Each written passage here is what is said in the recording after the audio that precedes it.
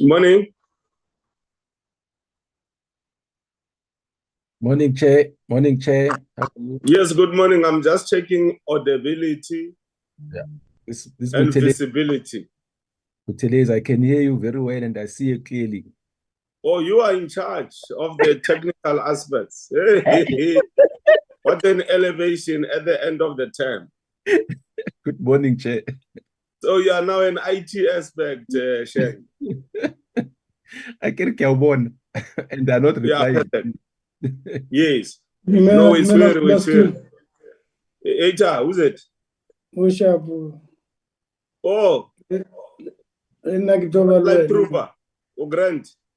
Kishabu, Nkgonne letsatsi la phirima. Hun, O itse Setswana ha re letsatsi la phirima. Go raya gore kgomo di a bothologa yaanong di a gae di a sakeng. Ora Jalen Todia Samaja. Ee, ha di bothologa di a sakeng gonne ga gona ka mokgwa.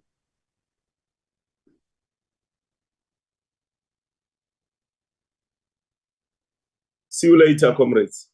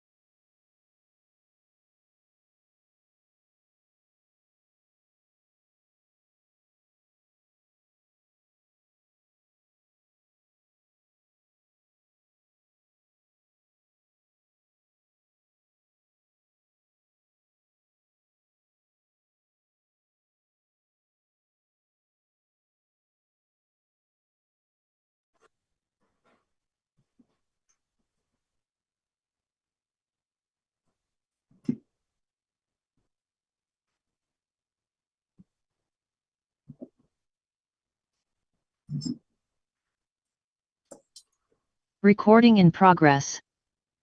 Recording stopped.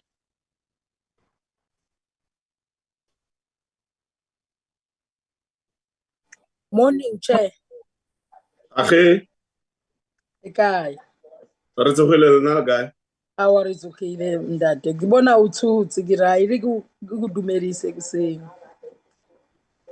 Yeah, ke a go dumedisa also. Otherwise, so grand. No, I'm trying, comrade. Oh. All right, let's we start the lost, proceed. We lost my daughter, the daughter of my brother. So, Oh, shame. I'm not well, yeah. Sorry to hear about that. Okay. Be strong. Thank you. Honorable members, I take this opportunity. Recording in progress. Honorable members, I take this opportunity to welcome all of you to this mini plenary, those who are logged in. Let me also take this opportunity to welcome South Africans who may be following the proceedings of this mini plenary on various platforms provided by Parliament as part of strengthening democracy. The media who may also be having an interest in the proceedings of today, you are also welcomed. There will now be, honorable members, an opportunity for silent prayer or meditation.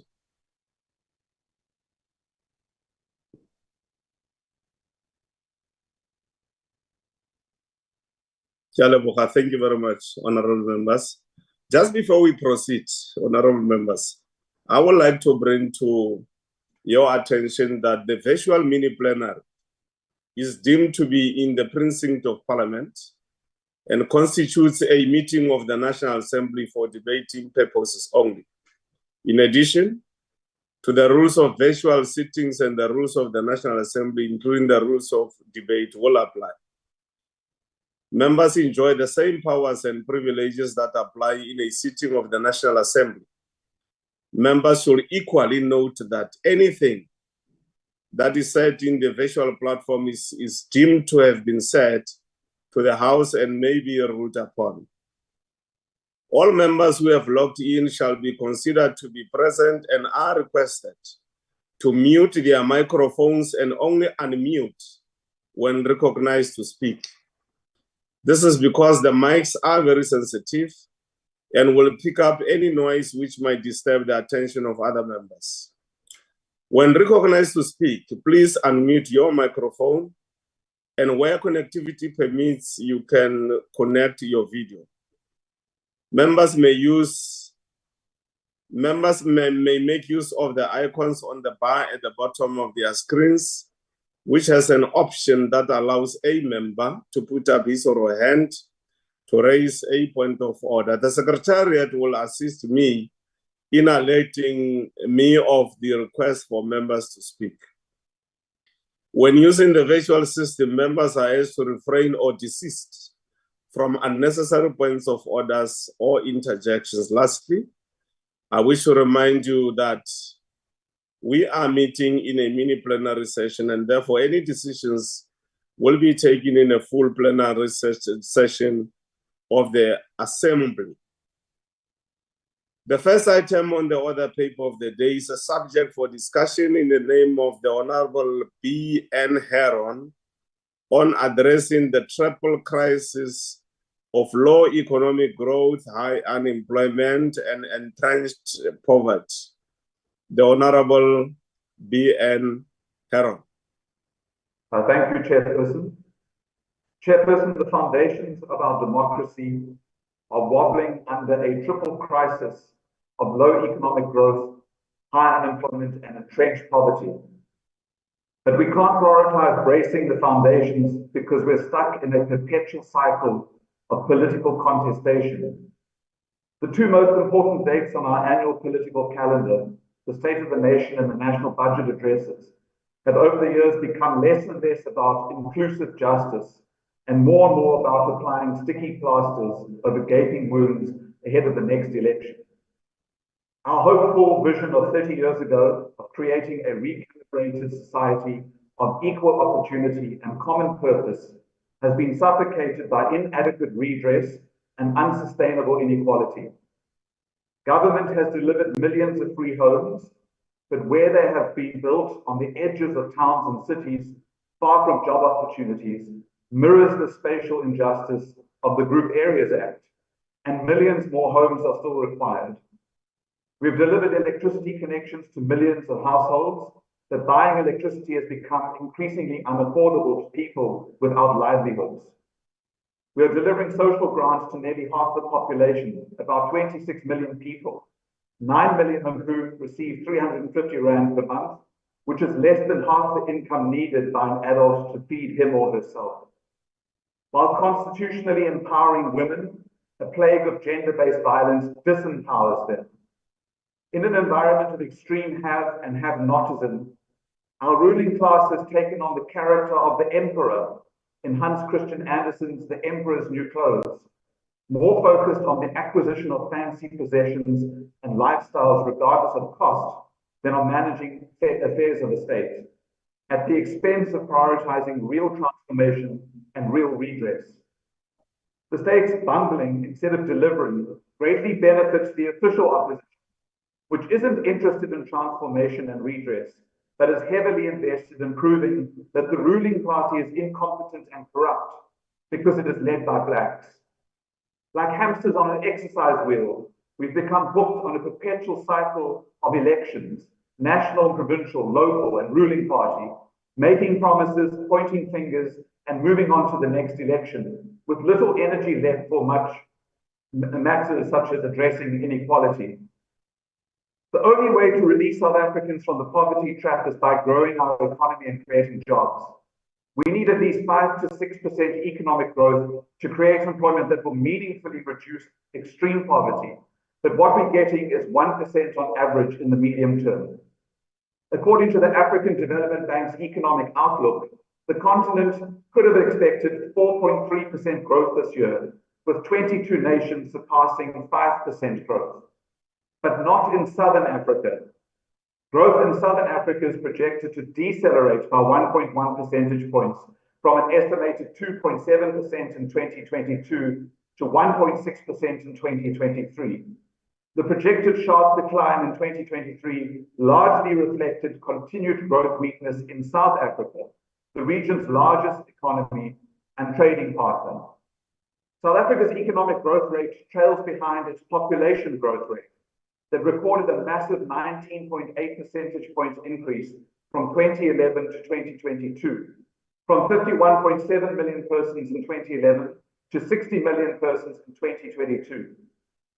With an election 3 months away, however, we skip over these things because there's more important stuff, like pointing fingers at each other and engaging in identity politics. We need reliable electricity and functioning transport networks and digital connections, and we need to invest in infrastructure. 14 years ago, in the 2010 New Growth Path framework, we identified ramping up public investment in infrastructure as a growth opportunity. The 2010 framework argued that investment in infrastructure was identified as a force multiplier. It said it was a trigger to build a local supplier industry for the manufacture of the components for the build program. The framework also identified priority areas to create jobs.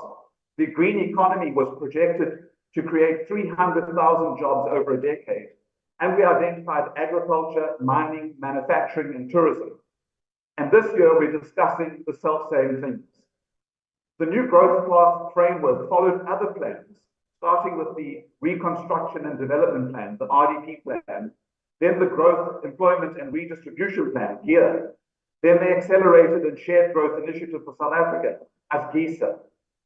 The failure of our government to create jobs is directly linked to the failure to implement these economic growth plans in an integrated and comprehensive way.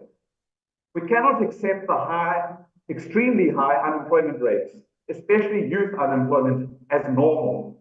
Nor can we accept that our economy will muddle along, growing at about 1.1% per annum.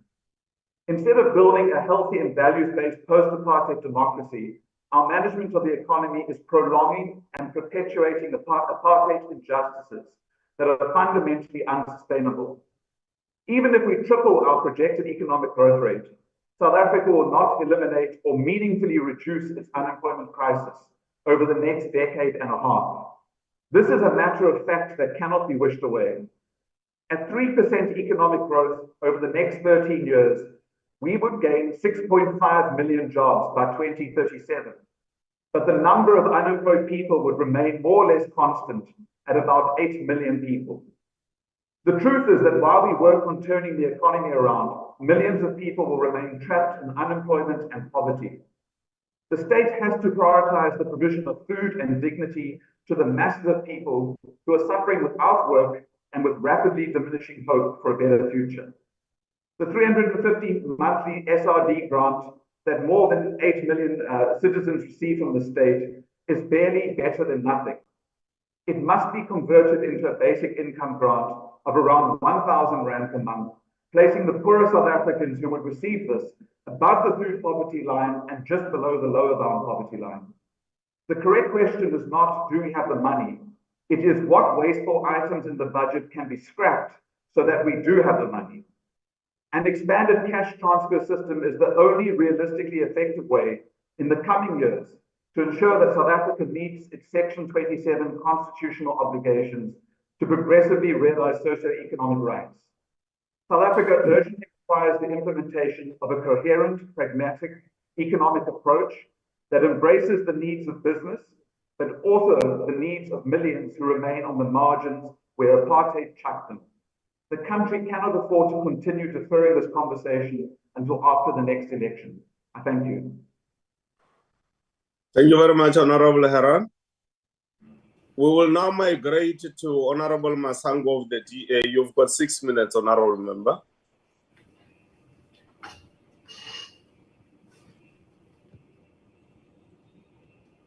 Your presentation is in style. Thank you, Chairperson.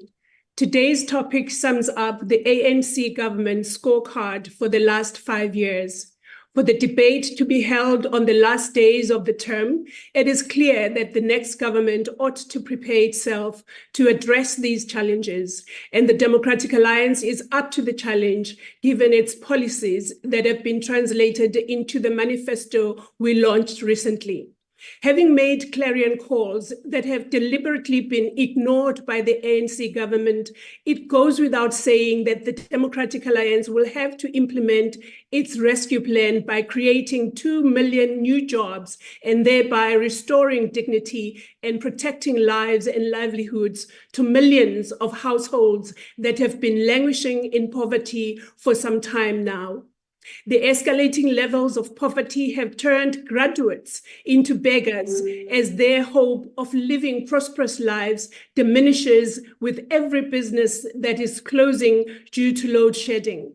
Working-age South Africans have joined the SRD grants queues just to put food on their families' table. While the grants have been a lifeline for many, the system is so riddled with glitches, fraud, and corruption that many have fallen between the cracks, making the little income to be unreliable and unpredictable, causing untold misery for already poor and vulnerable South Africans. Applicants are taken through long, arduous processes while scammers get away with thousands of rands worth of grant money. In the meantime, poverty deepens to unprecedented levels. We are now at a 30 million mark of people who live in dire poverty in South Africa. That is half the population of South Africa, most of whom are young people. It is for this reason, Chairperson, that the Democratic Alliance has at its core of its rescue plan the following: creating 2 million new jobs, ending load shedding and water shedding, halving the rate of violent crime, crushing corruption by abolishing cadre deployment in favor of merit-based appointments, lifting 6 million people out of poverty, tripling the number of grade 4 learners who can read for meaning, and ensuring equality healthcare for all, irrespective of economic status. These, Chairperson, are guaranteed to push poverty away and usher in a working economy, open doors to employment, and restore much needed dignity to South Africans who have until now been languishing in the periphery of South Africa's economy.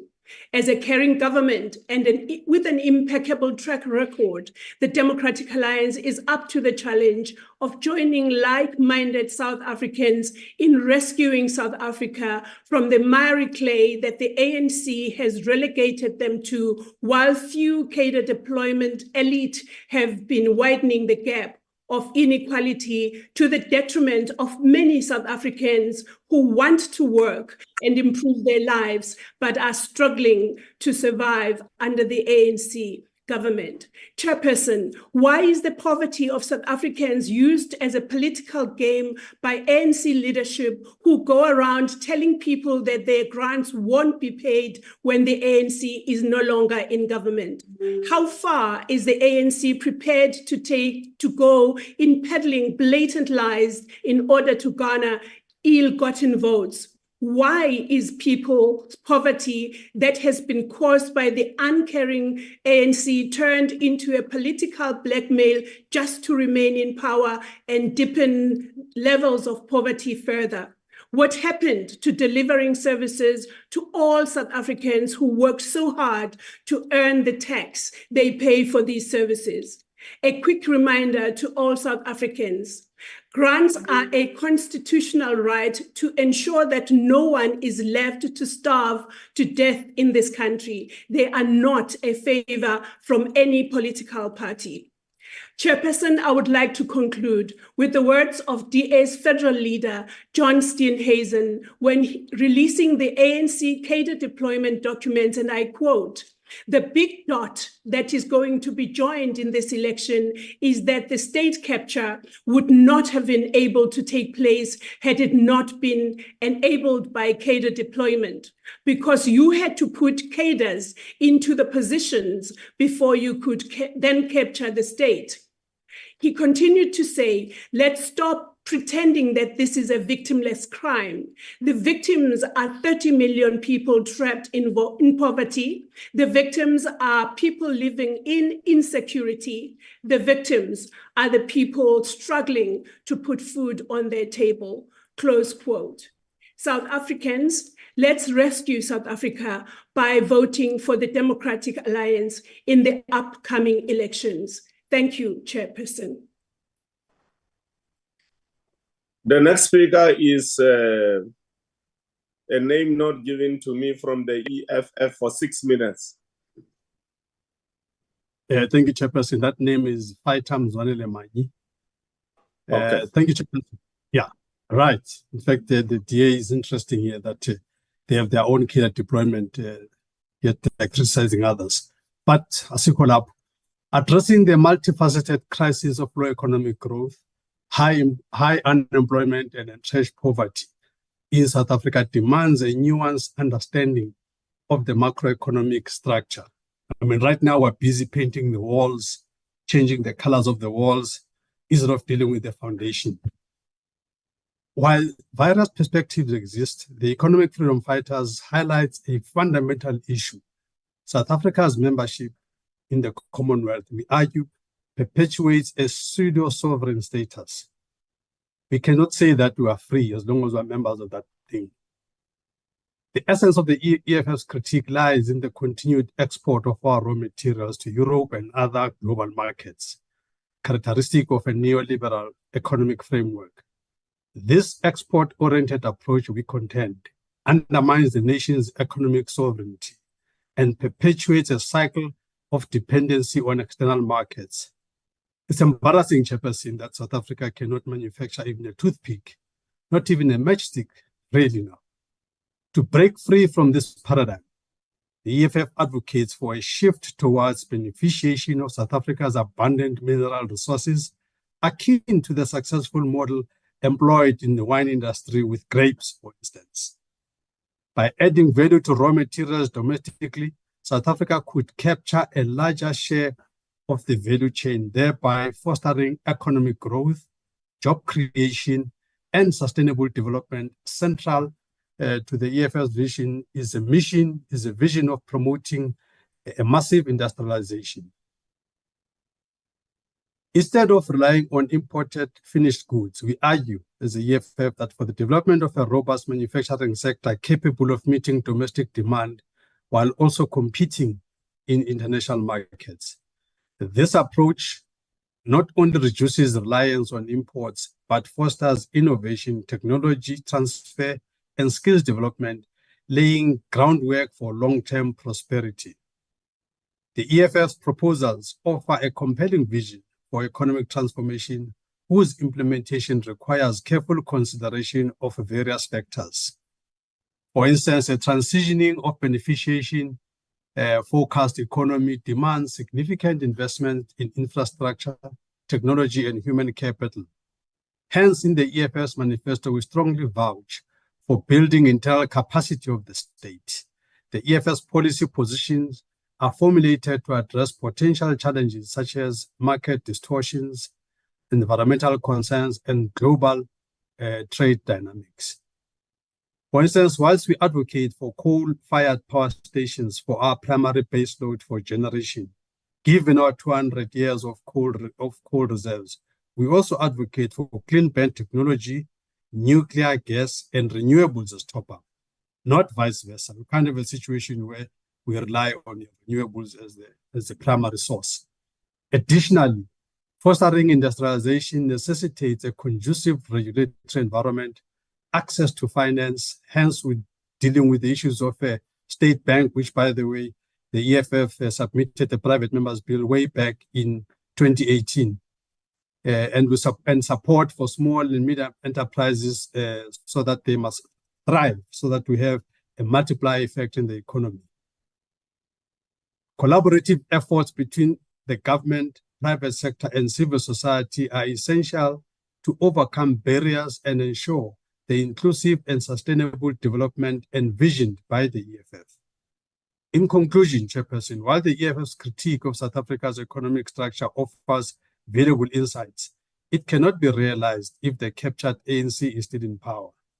The removal of the ANC from the steering wheel is central to the prosperity of South Africa. The ANC is really in the clutches of the imperialists. The imperialists want their pound of flesh back from the ANC, and so the ANC must do the right thing and just move off. By leveraging the nation's resources and fostering industrialization under the principled leadership of the EFF, South Africa can chart a path towards prosperity, job creation, eradication of poverty, and economic sovereignty. So we therefore call on South Africans to do the right thing on the 29th of May and install a government that has got a purposeful approach, a government that is ready to deliver for the people of South Africa. And that government is the EFF government. The EFF government has already shown what it can do in Ekurhuleni, where we have made sure that even the issues of spillage of sewages is a thing of the past. We can do that for the rest of the country. I mean, in places where the ancestral governs, we have a serious spillage of sewage everywhere, potholes everywhere, which is indicative of a tired government. We really want to say to the ANC, it must accept that it is fatigued as a government, it is tired, it must move. So 2024 for us this year is indeed our 1994. And we say to the young people out there, EFF is here for you. EFF is not going to be asking you whether you were in Angola, whether you were in Kabwe, whether you were in Morogoro. EFF is going to make sure that all the people of South Africa... Honourable Member, your time is now up. Thank you very much. To make a contribution. Thank you. Honourable members, we now in unison take this opportunity to usher in the Deputy Minister of Finance. Over to you, Honourable Deputy Minister. Thanks, Chair. Thank you very much. Part of the reason I'm wearing like this, I'm from a funeral around here in Tshwane, in Social Move. And what the DA is claiming to be promising South African is already being experienced by people in Swane. There is very terrible service delivery in these areas. And the ANC government, since we came into power, we've really made a huge contribution in changing the lives of South Africans, and we remain committed to economic growth in order to reduce unemployment as well as poverty. And economic growth is very important, but economic growth has to be inclusive, because you can have, like we've seen during apartheid, during colonialism, in which you had economic growth, but that economic growth was excluding Black people, women, and underdeveloping rural areas. And then since the ANC government has come into power, we've really done a lot in contributing towards dealing with unemployment, poverty, notwithstanding some of the challenges insofar as unemployment is concerned. So indeed, economic growth encompasses the combination of growing our GDP per capita with increasing levels of employment, expansion of productive activities, and increased economic opportunities, particularly for the previously disadvantaged. Honorable members, the creation of decent work remains the most effective approach to addressing the problem of income inequality and poverty. The government is working with SETAs, industry, TVET institutions to match skills market to the labor market needs. And indeed, the economy needs massive investment to grow and create more jobs, as this ANC government will continue to promote development while increasing investment in activities that create jobs. The ANC government policy framework support investment and development in productive sectors of the economy by, amongst other things, eliminating barriers to entry, improving skills, encouraging localization, which is important for industrialization, but also increasing our export. Honorable Manye, any economy, for it to grow, it has to export. It has to be competitive.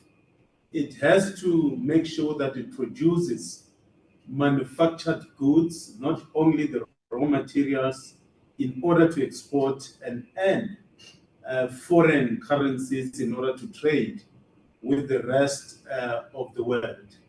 And the government's economic reconstruction and recovery plan places job creation and preservation at its center. Honorable members, the position of the ANC-led government, as stated in the economic reconstruction and recovery plan, is to support the drive for industrial growth and to put manufacturing, localization, and beneficiation at the center. One of the key focus areas of the ERRP is infrastructure-led growth, which is at the center of the approach to foster socio-economic growth. The ANC government's approach focuses both on economic and social infrastructure as a key instrument to transform the lives of our people. Chairperson, at the core of economic growth is sound macroeconomic framework, structural reform, as well as state capacity. A sound macro framework that stabilizes our public finances and maintains low and stable inflation is critical. The stability of prices is desirable for many reasons. Unstable inflation brings a lot of uncertainty to economic agents.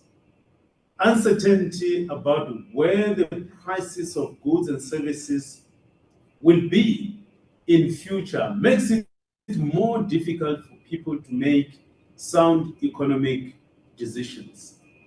Savers, old age pensioners, and workers benefit from low and stable prices, as this minimizes the loss in purchasing power brought by inflation. Low and stable inflation makes our exports more competitive, particularly exports in which we've added value, manufacturing or manufactured goods, makes our exports more competitive, which contribute towards economic growth.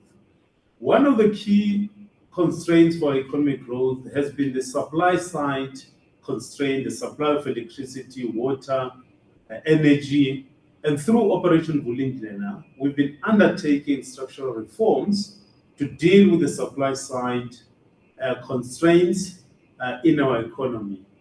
There are reforms in the energy, freight, water, telecommunication sectors, and indeed, this is beginning to show some improvement in terms of our economy is concerned and creating an enabling climate for job creation.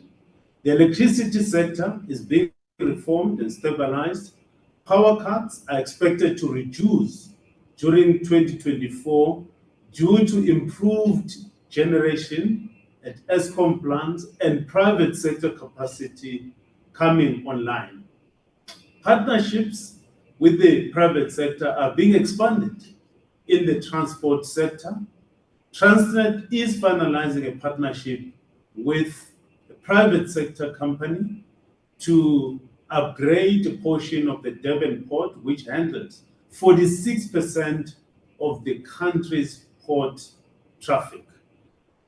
The government's approach to improving economic growth prospects includes, but not limited to, reducing red tape, bolstering investor confidence, restricting monopolistic practices, ensuring policy certainty in critical sectors of our economy, and a drive in investment within the public-private partnership. The ANC government remains committed to responsible macroeconomic management of the economy, which includes transparent monetary policy, prudent fiscal policy, and a flexible exchange rate regime. This facilitates maintaining low borrowing rates, entice capital inflow into the economy, and enable the government to allocate a significant portion of the budget to social spending items such as health, education, and social relief of distress grant. And as colleagues will know, that the ANC government spent more than 60% of its budget on the social wage to support the poor.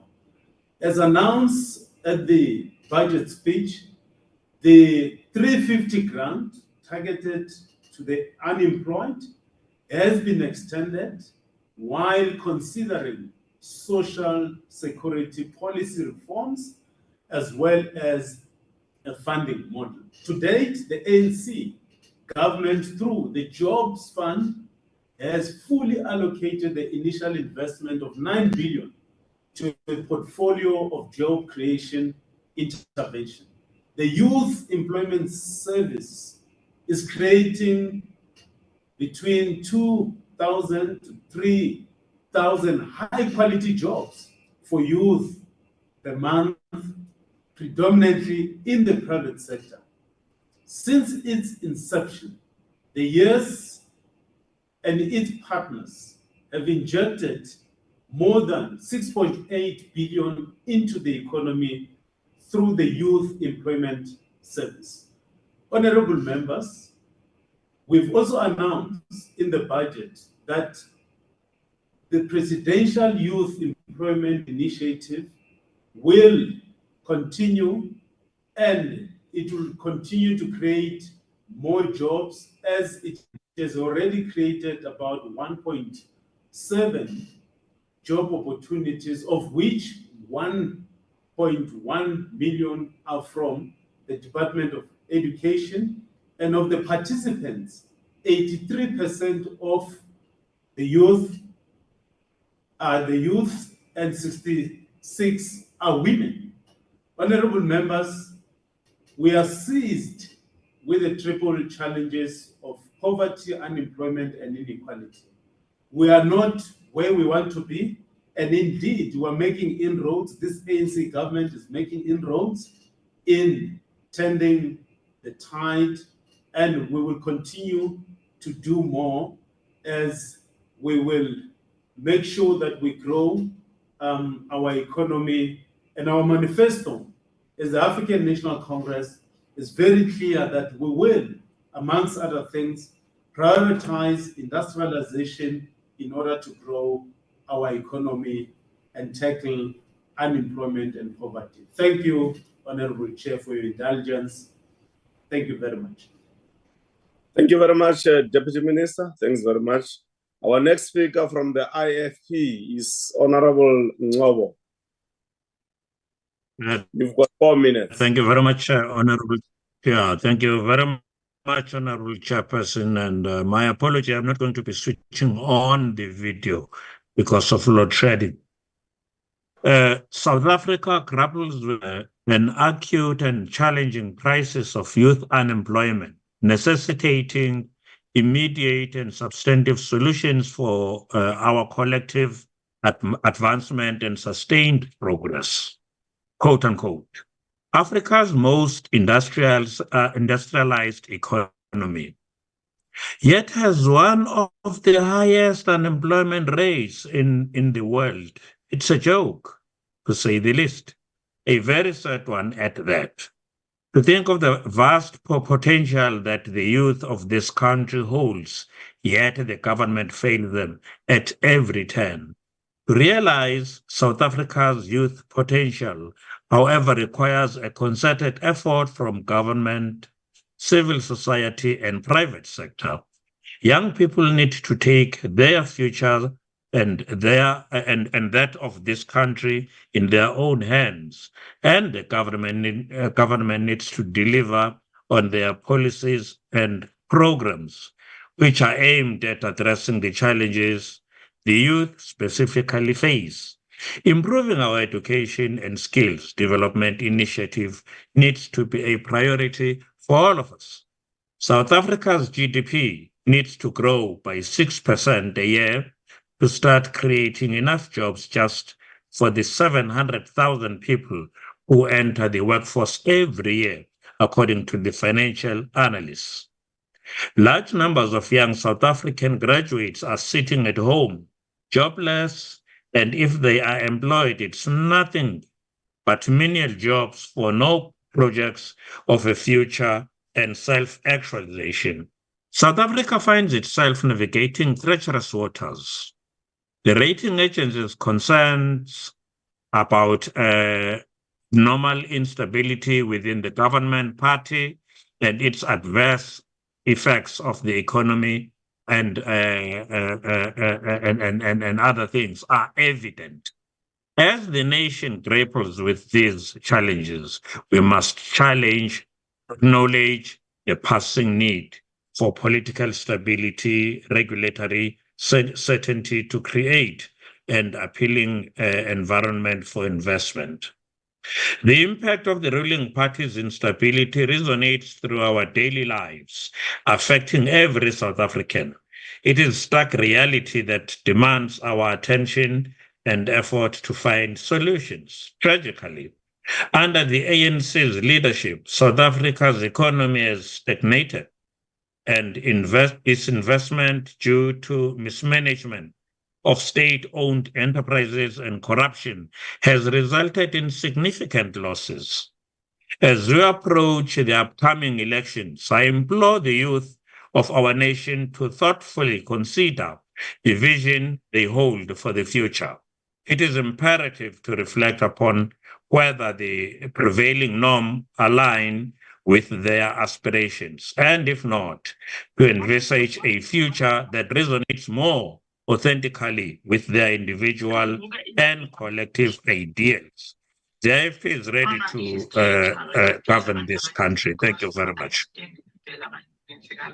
Thank you very much, Honorable Member. We'll now go to Honorable F.J. Mulder. 4 minutes. Thank you, Honorable House Chair. Yeah, somebody who will mic. Can you ask If Mr. you can Manye? just try and Mr. Manye, trace. check again. Honorable Manye. Honorable Manye, please mute your mic. Honorable Mulder, 4 minutes.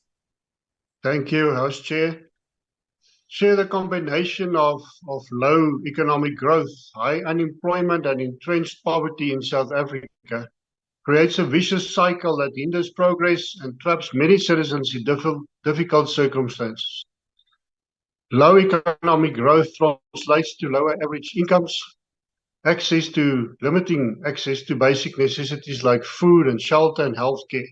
This reduces overall well-being and quality of life. When businesses experience uncertainty and limited consumer spending due to low economic growth, they are less likely to invest in expansion or new ventures. This further hinders job creation and economic development. When business and increased poverty and unemployment put pressure on the government resources, making it challenging to adequately fund crucial public services like education, healthcare, and social safety nets. Low economic growth often disproportionately affects the poorer segments of society, while the wealthy might be more insulated from these effects.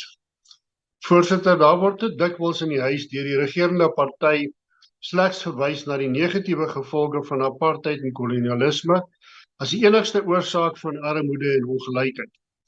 The injustices of the past het 'n gerieflike blaamskuiwing geword om die onvermoë van die ANC-regering om die land se ekonomie te laat groei te verbloem.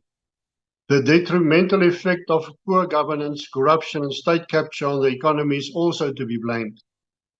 Widespread corruption and lack of accountability deter foreign and domestic investment as businesses fear instability and unfair practices.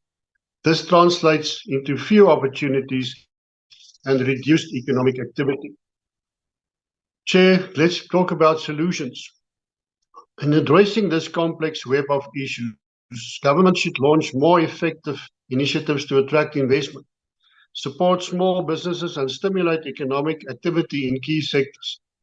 Individuals should also be equipped with marketable skills that improve their employment and helps them access better paying jobs, which is still currently lacking. Approximately 18 million South Africans receive a form of social grant every month. This includes various grants such as child support, disability, old age, war, veteran, and foster care grants.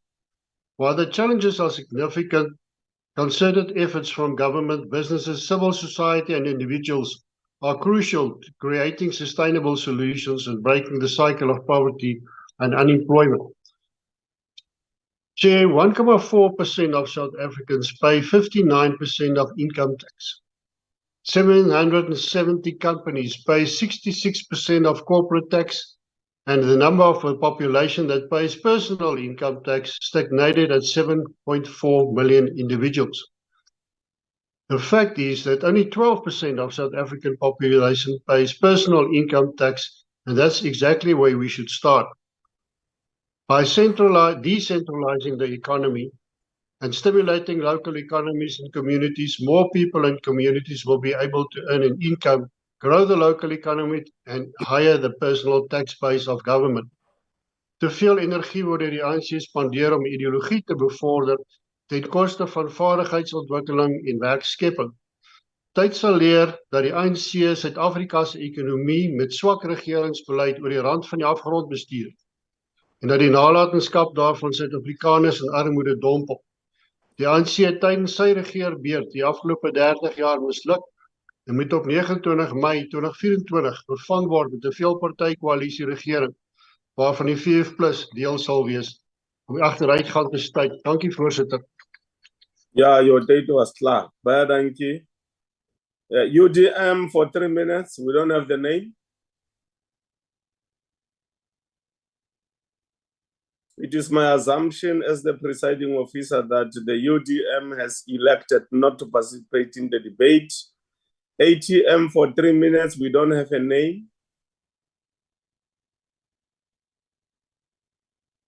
It is therefore my safe assumption as the presiding officer that the ATM has elected not to participate in the debate. African National Congress, CN Malemacha for 8 minutes.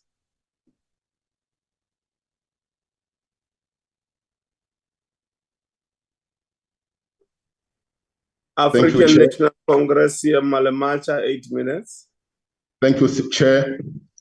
As Chair, the South African economy is almost twice large as it was 3 decades ago at the birth democracy, and as individuals, we are on verge better off by 1.5 times by monetary measure when we measured by the Human Development Index, which add health and education status. We have advanced from a medium to high Human Development Index profile.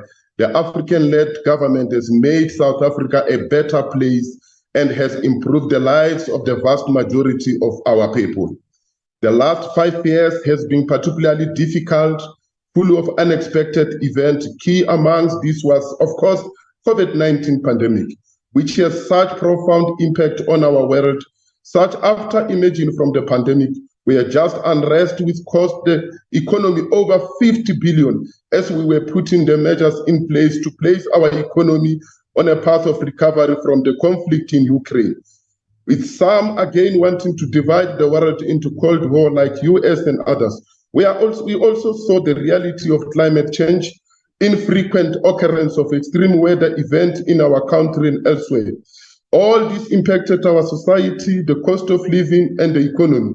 The inability of our economy to grow has inhibited our ability to effectively respond to the structural unemployment. The interdependence of the world makes us all vulnerable to external shock that determine the growth level of any economy. Industrial policy played an important role in dealing with the COVID-19 turn-down and other shocks. The state rolled out 500 billion package in response to the pandemic, which both cautioned the producer and the employer against some of these costs and maintained, even build capacity to grow to future growth. Through our reimagined industrial strategy buttressed by the implementation of the ERRP, we have been able to navigate unprecedented challenges faced in our democratic breakthrough. Comrade Chair, implementation of industrial policy. Under the automotive plan, there is a commitment to increase the local content of South African assembled motor vehicle from the current 39% to 60%. The electric vehicle white paper was published. Ford expanded output from its local supplier in the Tshwane SEP during the 2023. Ford manufactures the Ford Ranger at the Silverton assembly plant in Pretoria, which exports to over 100 markets globally, with a significant portion of this market being in United Kingdom and European Union member states. Ford announced that Silverton assembly plant will expand its production to include the plug-in hybrid electric vehicle in Ranger program. Production is expected to commence during the third quarter of 2024. To accommodate this expansion, Ford has invested an additional 5.2 billion rand to ensure consistency in building world-class vehicles. Stanlist, the world's fourth biggest automaker, signed an MOU with the DTI to consider building a new auto factory with 3.1 billion investment in the Gohera specific economic zone. This would, once complete, Chair, bring the Peugeot vehicle production in South Africa. This local production output will further increase job creation in aftermarket motor sale of SMEs in the automotive sector, which will be proposed. Comrade Chair, Honorable Chair, if we don't correct these people, will think that we have abandoned this important sector. The critical intervention were also made in the commuter rail sector, whereas PRASA has restored 15 railway corridors and will restore another 16 in this financial year. Thus far, is a recovery of 26 corridors. This means that 31 out of 40 railway corridors will be restored by the end of financial year. PRASA is refurbishing, developing 81 railway stations and has made sure that the work commenced in time and there's time frame to conclude that. Modernization of commuter rail is occurring through PRASA, receiving 51 train set and will receive another 146 train set. 18 billion rand has been spent on the development of railway infrastructure that resulted in 6,000 jobs created through the railway infrastructure development. Honorable Chairs, the Welile Bridge program has been in KZN as a starting point. It has benefited the people of KZN and it continues to benefit other provinces such as the Eastern Cape, Freystad, Limpopo, and Mpumalanga. As we speak, 12 bridges has been completed in KZN. In a mountainous area where people were not having access, the African-led government has managed to ensure that these bridges are there. There's no longer issue of not having access to other areas. The program is not only making access possible to other communities, it also increased job creation, creating several working opportunities through the expanded public waste program. Several skills like welding, groundwork, soil rotation are transferred to the workers. Each bridge site has 7 soldiers ready there to deal with the mafias who want to disrupt development. Overall, that we have artisans who are transferring the skills to our people so that when the whole project is gone, they are able to live on their own. Over the medium term, Honorable Chair, 48 bridges will be built in rural province at a cost of 3.3 billion rand. A total of 6,207 jobs opportunity will be created in each financial year. As I approach the conclusion, we must at all times heed the advice of Amiga Cabral, tell no lies and claim no easy victory. We have had serious setbacks during this administration that constrain our ability to grow. Let's continue to vote the ANC. The ANC lead, the ANC deliver. Thank you, Chair. Honorable Jafta for 3 minutes from the AIC. Thank you, Honorable Chair. The triple challenges of poverty, low economic growth, and inequality have been made worse by the gross debt, which rose to 77.7% last year. Our debt servicing costs are at 21.1% of revenue. These costs crowd out our spending on health, education, and policy. There have been many economic models canvassed by economists to grow the South African economy.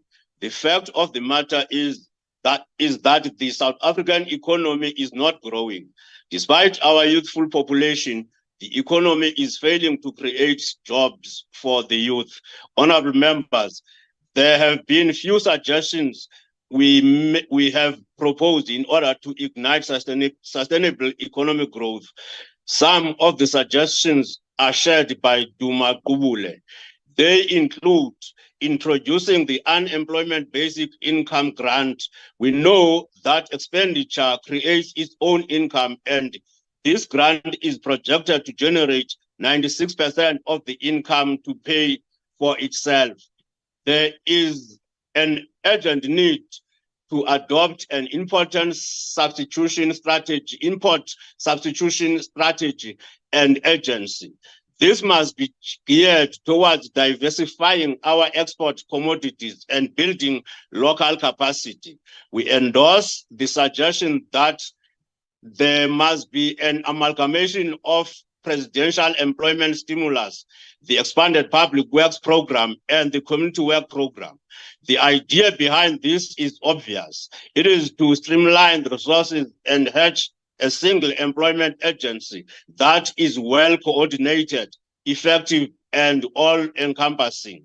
Honorable members, we must list some of our SOEs to raise liquidity. There is also no justifiable reason to continue bailing out failing entities. The results of these bailouts have choked our economic growth and eroded our spending in infrastructure and health. There must be a deliberate move to tap into foreign exchange contingency reserve during emergencies and only in exceptional cases. We, however, caution that this must not be used willy-nilly. There is no denying that our economy has not been growing. We must inject growth enhancing measures and improve the lives of our people. I thank you, Honorable Chair. Okay, thank you very much. The Pan-Africanist Congress of Azania for 3 minutes. I don't have any name.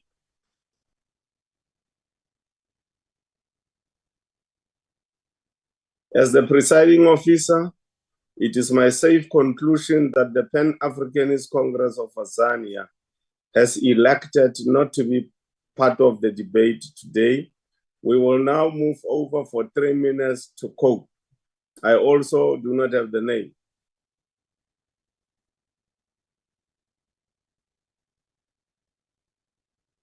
I come to the conclusion as the presiding officer that COPE has elected not to be part of the debates today. Al-Jama for 3 minutes. I do not have the name.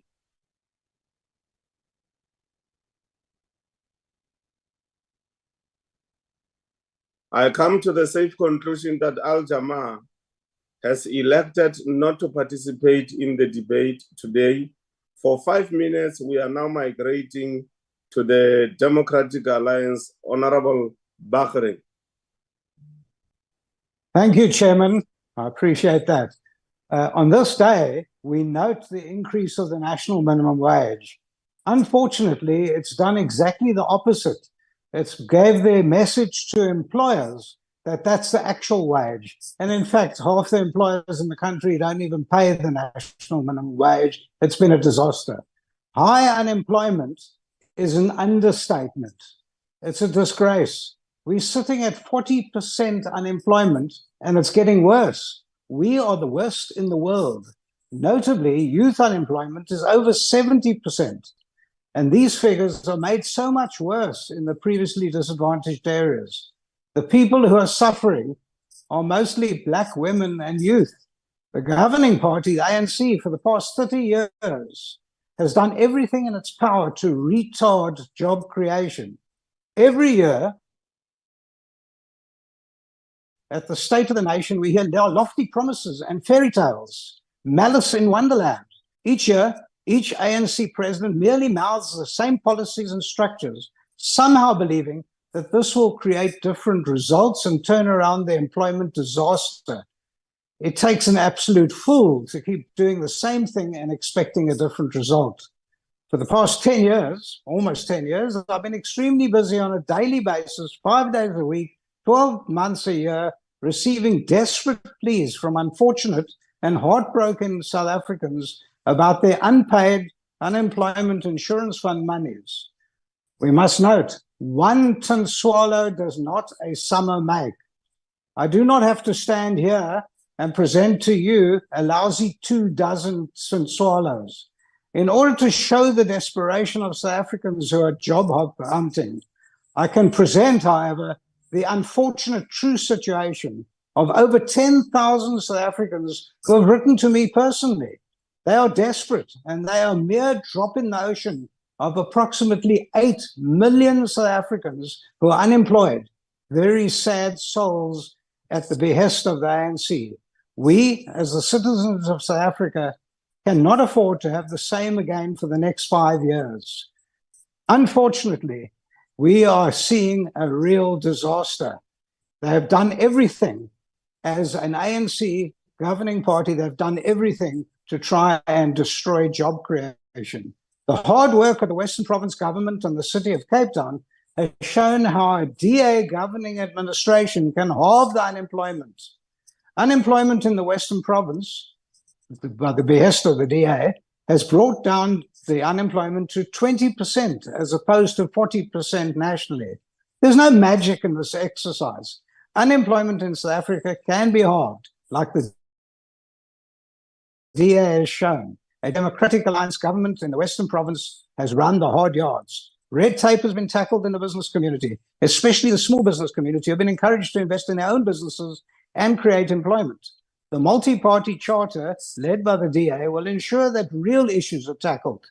It's not an easy road to travel. We must tackle the real issues, such as we're shown that can be done under the DA administration, instead of trying to get South Africans to focus on geopolitics like the ANC is trying to do. They're focusing on geopolitics elsewhere. We, as the DA, are carefully looking at how we can bring national unemployment down to the 20%, like has been done in the Western Province, and how we can tackle the scourge of unemployment to hopefully below 10%. We are fully aware that job creation is the cornerstone of change. The DA fully understands small businesses will be the engine room for the majority of jobs over the next few years under the MPC administration as led by the DA. What is clear is that small businesses have to be encouraged to employ. This encouragement will take place almost immediately. If small businesses are uncoupled from the bargaining councils and are released from onerous and destructive labor regulations, it is folly to have 11 pieces of labor legislation with literally thousands of regulations hampering each and every small business. Even a previous Minister of Finance, Tito Mboweni, put out a desperate plea to uncouple small businesses from the bargaining councils and big business. This plea fell on deaf ears in this very house and raised the ire of the trade union members who are fully employed. President Ramaphosa promised 2 years ago that there would be an investigation into legislation that hampered job creation. This is one of those empty promises which never came to pass and has been in the ANC ranks just another chapter of Never Neverland, Malice in Wonderland. The DA has already embarked. Honorable Bahram, your time is gone. Thank you. Thank you, Chairman. Thank you very much. We are now migrating to Honorable Tseki of the ANC. And just to bring to your attention, Honorable Tseki, that you will be having 11 minutes because your fellow honorable member who is in the first line of defense, Honorable Malemata, saved you 1 minute. Over to you, Honorable Tseki.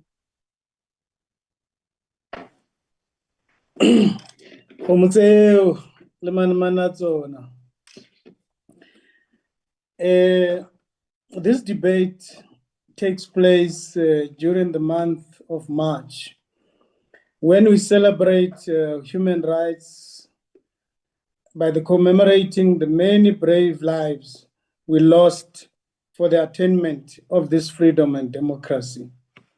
This commemoration is vital in foregrounding our democracy as a country that has more than 300 years of history that is oppressive and injustice.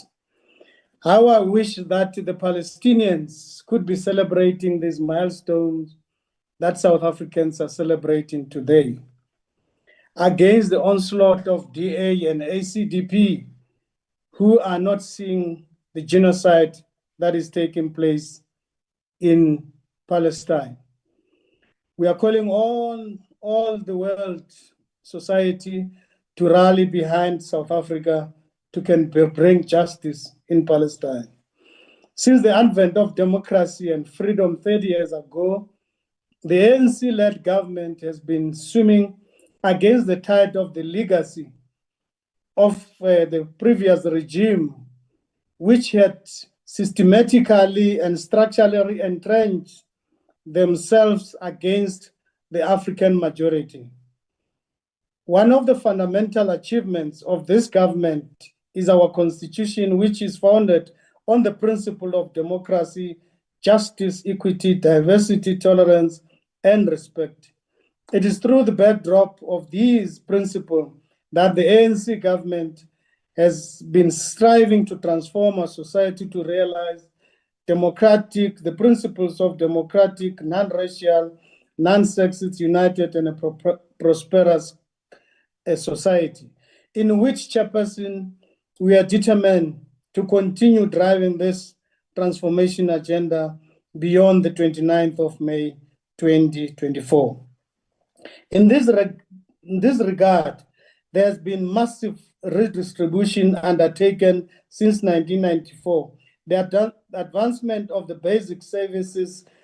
To this end, 3.2 million free houses have been built and allocated between 1994 and 2019.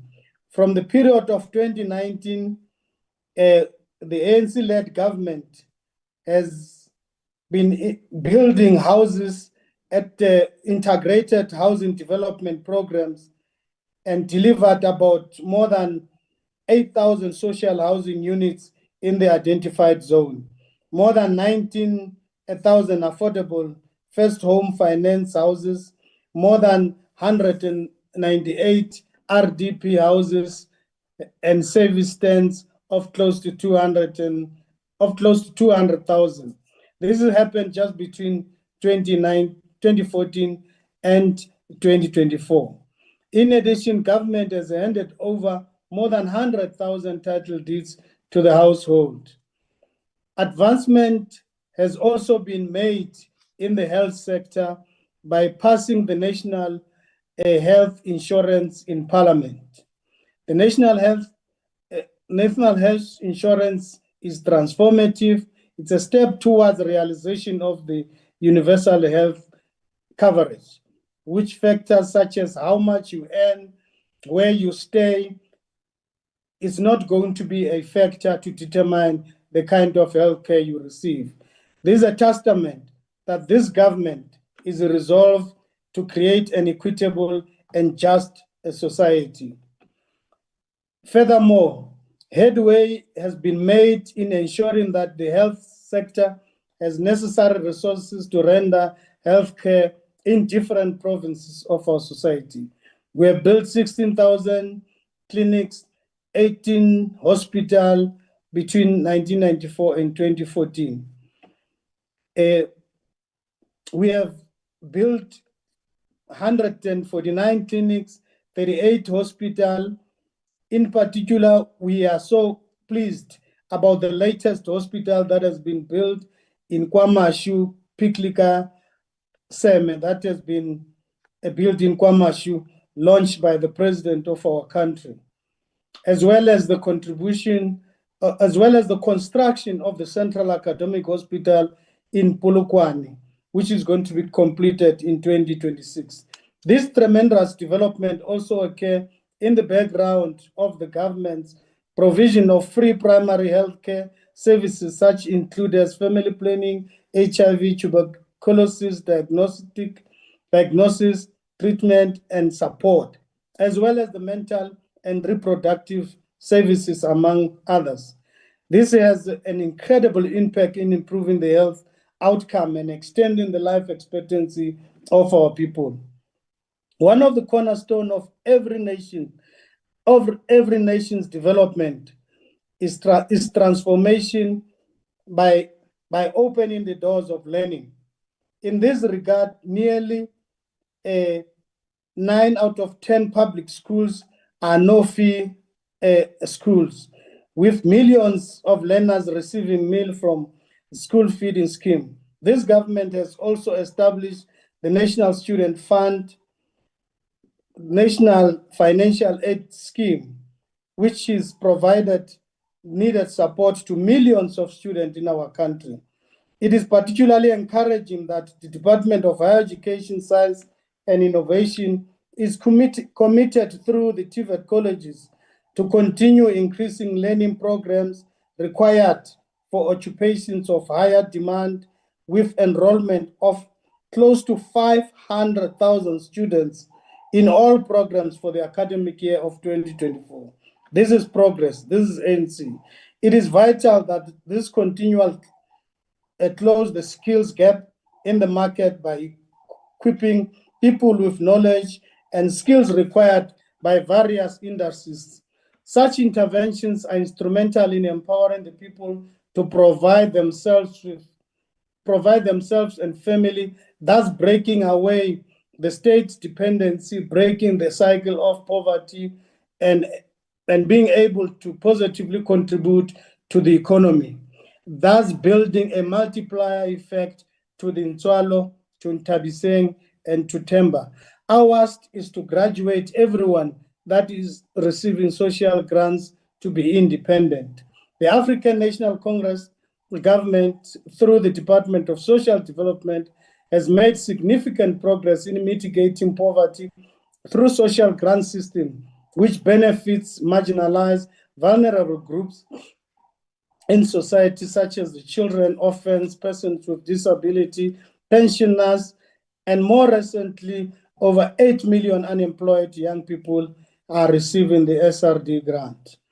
In the same breath, Chairperson, it is noted that South Africans do not want to be dependent to the state. Rather, they want and strive to seek employment opportunities and to lead an independent and productive life. As part of the ANC,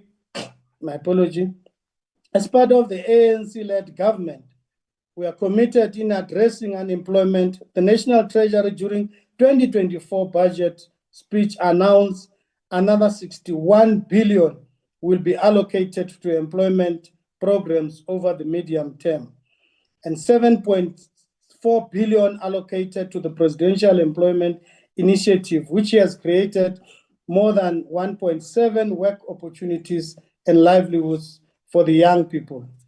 Chairperson, we commend our government under the challenges they face on a daily basis for being reflective and bold in identifying the weakness and taking corrective measures in addressing, in particular when you look at the issues of corruption.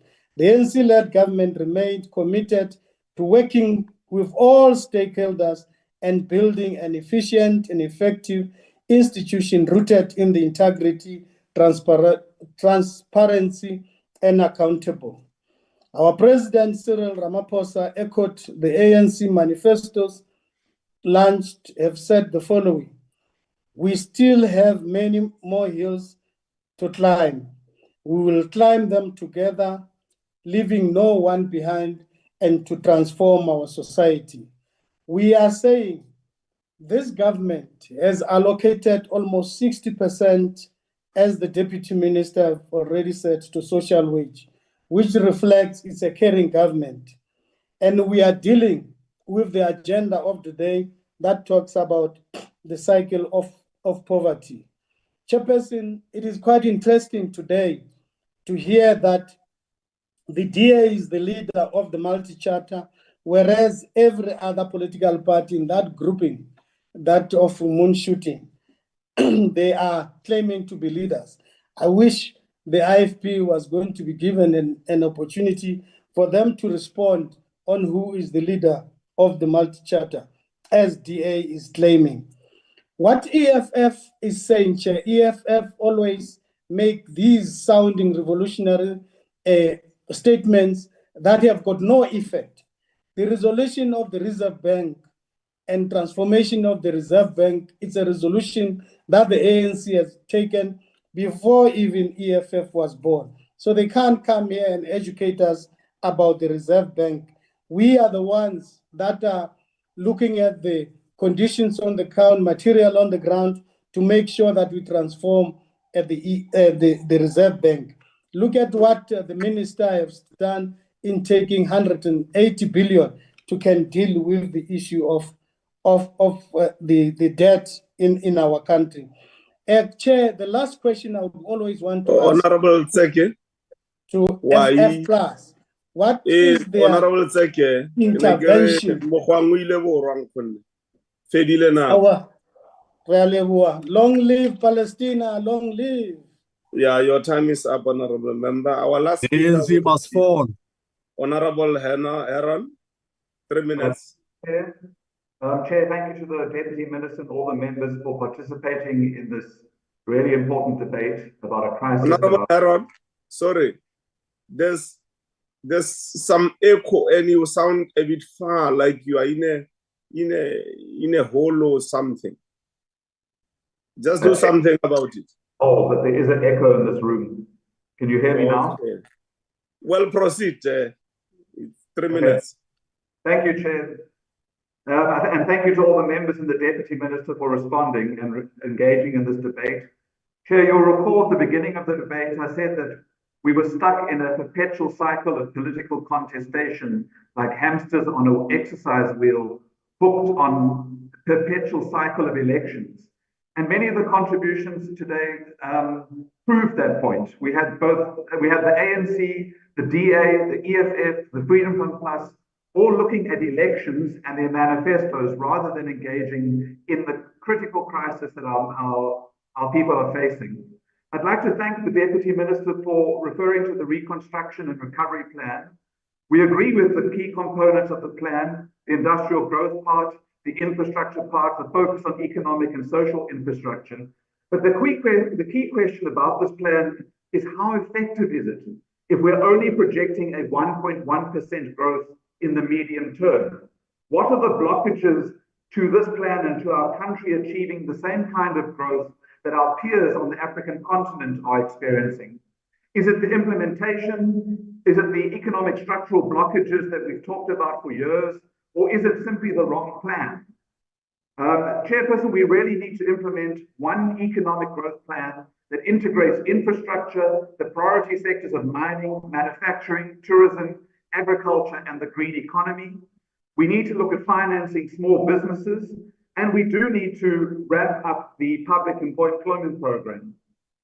The infrastructure is a force multiplier. The National Infrastructure Plan, gazetted in 2022, said that the construction industry is declining.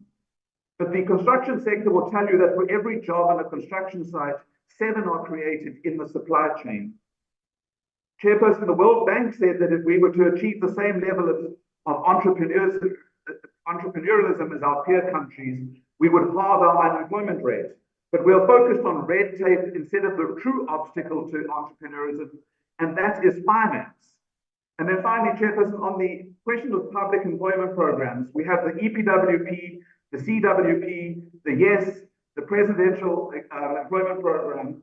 Although EPWP is not really an employment program, it's really a poverty alleviation program. But these should be restructured into one compelling and effective plan that will address unemployment.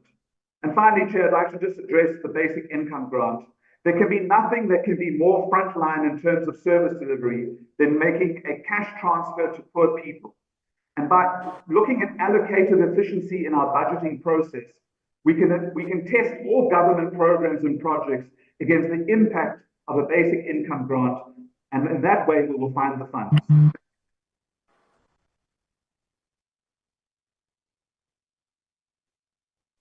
Okay, thank you very much, Honorable Member. I hope you are done. Honorable members, that's how we come to the conclusion of the first part of our debate today. At this stage, we are going to proceed to the next part. And that part, which is the last item of the order paper of the day, is for a discussion in the name of the Honorable Dr. M M E Tlhape on critical assessment of land reform and agrarian transformation in supporting small and medium-scale Black farmers to ensure food security and growth in the agricultural sector. Honorable Dr. M M E Tlhape, 12 minutes. Thank you, Chairperson. Honorable members, agriculture is one of the most strategic and critical sectors for economic development in South Africa. It creates job opportunities, especially for the low to semi-skilled people in areas who otherwise would have limited opportunities. According to Stats SA, agricultural sector employed an average of 843,177 people per annum between 2018 and 2022. This represents 5.4% of total employment. The sector is undeniably vitally significant and plays a pivotal role in job creation, rural development, and foreign earnings.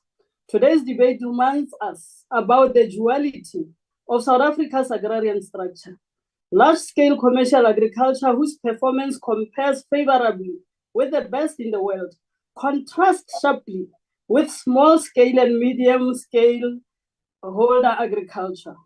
Literature research shows that large-scale commercial agriculture is well-integrated, highly capitalized sector, producing around 95% of agricultural output on an 87% of total agricultural land. The smaller holder sector, comparatively struggling and characterized by low productivity, in contrast, consists of around 4 million block farmers farming in a former homeland areas on 13% of agricultural land of South Africa.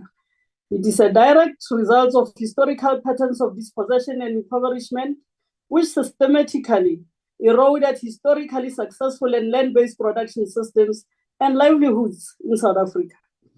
It is the state of our agrarian structure that Section 25, subsection 5 to 7 of the Constitution sets a legislative framework for transformation in property relations to address the skewed patterns of land ownership. However, we should take into consideration that agrarian reform has a wider meaning than land reform. It covers not only a redistribution of land, but also provision of infrastructure, services, and sometimes a whole program of redistributive and democratic reforms involving transformation of the social relations of property, production, and power. Ultimately, the policy intent of ANC-led government is to attain an integrated South Africa's agricultural system, which is more diverse and demographically representative of national population, hence the government's intervention through land reform. Honorable members, the ANC-led government introduced a program of land reform to address the racially based imbalances in agriculture, including skewed patterns of land ownership, and providing for secure tenure for all, including smallholders mostly found in former homelands where they were relegated to by the apartheid regime. Until March 2022, the ANC-led government transferred a total of 9.2 million hectares to Black people under the land reform program. About 5.2 million hectares were transferred through the land redistribution, 2.3 million hectares acquired through the proactive land acquisition strategy. The remainder of the 9 million hectares has been acquired in terms of the land restitution and tenure security. Among beneficiaries of land reform are smallholder farmers, who play a significant role in South Africa's agricultural landscape. Notwithstanding the challenges they face, small-scale farmers can potentially drive positive change in the country's economy. There are approximately 2 million small-scale farmers. I do note that there's an ongoing debate in the academia about the numbers and sources of data. What is not disputed is the contribution in driving economic growth, reducing poverty, and promoting sustainable and regenerative agriculture. According to the Bureau for Food and Agriculture, agricultural gross domestic product grew by 4.2% in the second quarter of 2023, making it the fastest growing sector in South African economy. This success, through the contribution of agricultural sector in our GDP as a country, is evident in the 27,000 jobs that were created in the first quarter of 2023 through this sector, with some 985,000 people employed in the sector. Policy consistency has allowed investors to maintain their investments in this sector, also with continuous innovations that have been implemented directly aimed at supporting farmers. The main objective, besides the correction of historical injustice of addressing dispossession, was to engage in land reform for the purposes of alleviating poverty, increasing economic growth and development through agricultural sector, and thereby create food security. Honorable members, the challenges for smallholders are well documented and understood. Both Presidential Advisory Panel on Land Reform and Agriculture and the Parliamentary High-Level Panel on Assessment of Key Legislation and Fundamental Transformation makes a compelling case in their diagnosis of challenges and policy proposals. For an example, smallholders face limited access to markets, financial constraints, and inadequate infrastructure. On support mechanism, To ensure that smallholder farmers contribute to food security and growth, a number of interventions has been implemented to support producers so that they contribute to food security and economic growth. To name a few specific projects, one finds comprehensive agricultural support program, that is CASP, Mafisa, recapitalization and development program, and most recently the land development support program. All these initiatives have immensely contribution to access to finance to smallholder farmers. The department, through partnering with agribusiness, launched the special COVID-19 fund for the purpose of providing agricultural inputs to small-scale households and subsistence farmers. We had about 152,000 input vouchers, which were issued to farmers across the country. We also partnered with the Solidarity and Traditional Leaders, which saw the feasibility of implementing the Presidential Employment Stimulus Initiative, which was targeted to revitalize agriculture in rural townships, peri-urban and tribal areas, focusing on essential food security, crops and animals. Out of this initiative, we saw approximately 365,000 hectares which were planted in an effort to eradicate poverty and hunger towards our people. In terms of market access, honorable members, projects like smallholder horticulture empowerment promotion, as well as National Red Meat Development Program, has facilitated market access for small-scale farmers, enabling them to reach broader markets and generate higher incomes. House Chairperson, smallholder farmers are a priority for government. This is evidenced by them occupying central role in key policy documents, such as the National Development Plan, and most recently the Agriculture and Agro-Processing Master Plans, to name just a few. Vision 2030 of the NDP aims at inclusive rural economy, wherein, and I quote, rural communities should have greater opportunities to participate fully in economic, social, and political life of the country.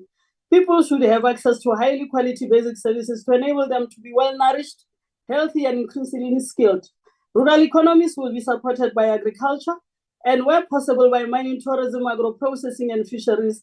Better integration of the country's rural areas achieved through successful land reform, job creation, and poverty alleviation, close quote. The NDP identifies the following as key catalytic interventions: include expansion of irrigated agriculture, supplemented by dryland production where feasible. It also sees agriculture as having the potential to create close to 1 million new jobs by 2030, a significant contribution to the overall employment target.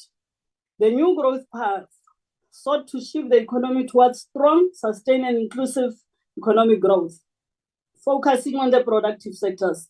The NGP sets targets increasing the smallholder sector by 300,000 households. These targets find expression in Agriculture and Agro-Processing Master Plan, which aims to provide, among others, comprehensive farmer assistance, development finance, agricultural research and development, and extension services. It also aims to increase the share of Black ownership and the contribution of small-scale producers in the country by 2030. The Agriculture and Agro-Processing Master Plan has 6 pillars. 1, resolving policy ambiguities and creating investment-friendly climate, creating enabling infrastructure, providing comprehensive farmer support, development finance, research and development and extension services, ensuring food security, expanded production and employment creation, enabling market expansion, involving market access and trade facilitation, and lastly, developing localized food, import replacement, expanded agro-processing. Let me turn to share some progress made with regard of these policy propositions. In terms of Pillar 1, Chairperson, members will remember that the objective to attain recorded land rights and strengthen internal security for farmers in order to reduce policy ambiguity and promote investor-friendly environment is well underway. Today, Parliament has passed this Registries Amendment Bill to provide for recordal of land tenure rights. This bill will assist to create tenure security of communal areas to benefit small and medium-scale farmers in these areas. Members of the committee know that the lease term and agricultural land holding account ALA have been changed from 3 years to 35 years in order to facilitate the long-term leases. The idea to create partnerships for funding to benefit smallholders has progressed with the introduction of blended finance as a progressive move. Under Pillar 3, Chair, government seeks to expand access to affordable and efficient agricultural financing for all farmers, implement the blended finance instrument by upscaling existing initiative on blended finance model. In this regard, those of us in the Portfolio Committee of Agriculture have received reports and witnessed during oversight visits Land reform projects being linked to commodity organizations for technical support. Funding mechanisms in terms of CASP, Ilima, Letsema, Agri-BEE, and other forms of support are being made available.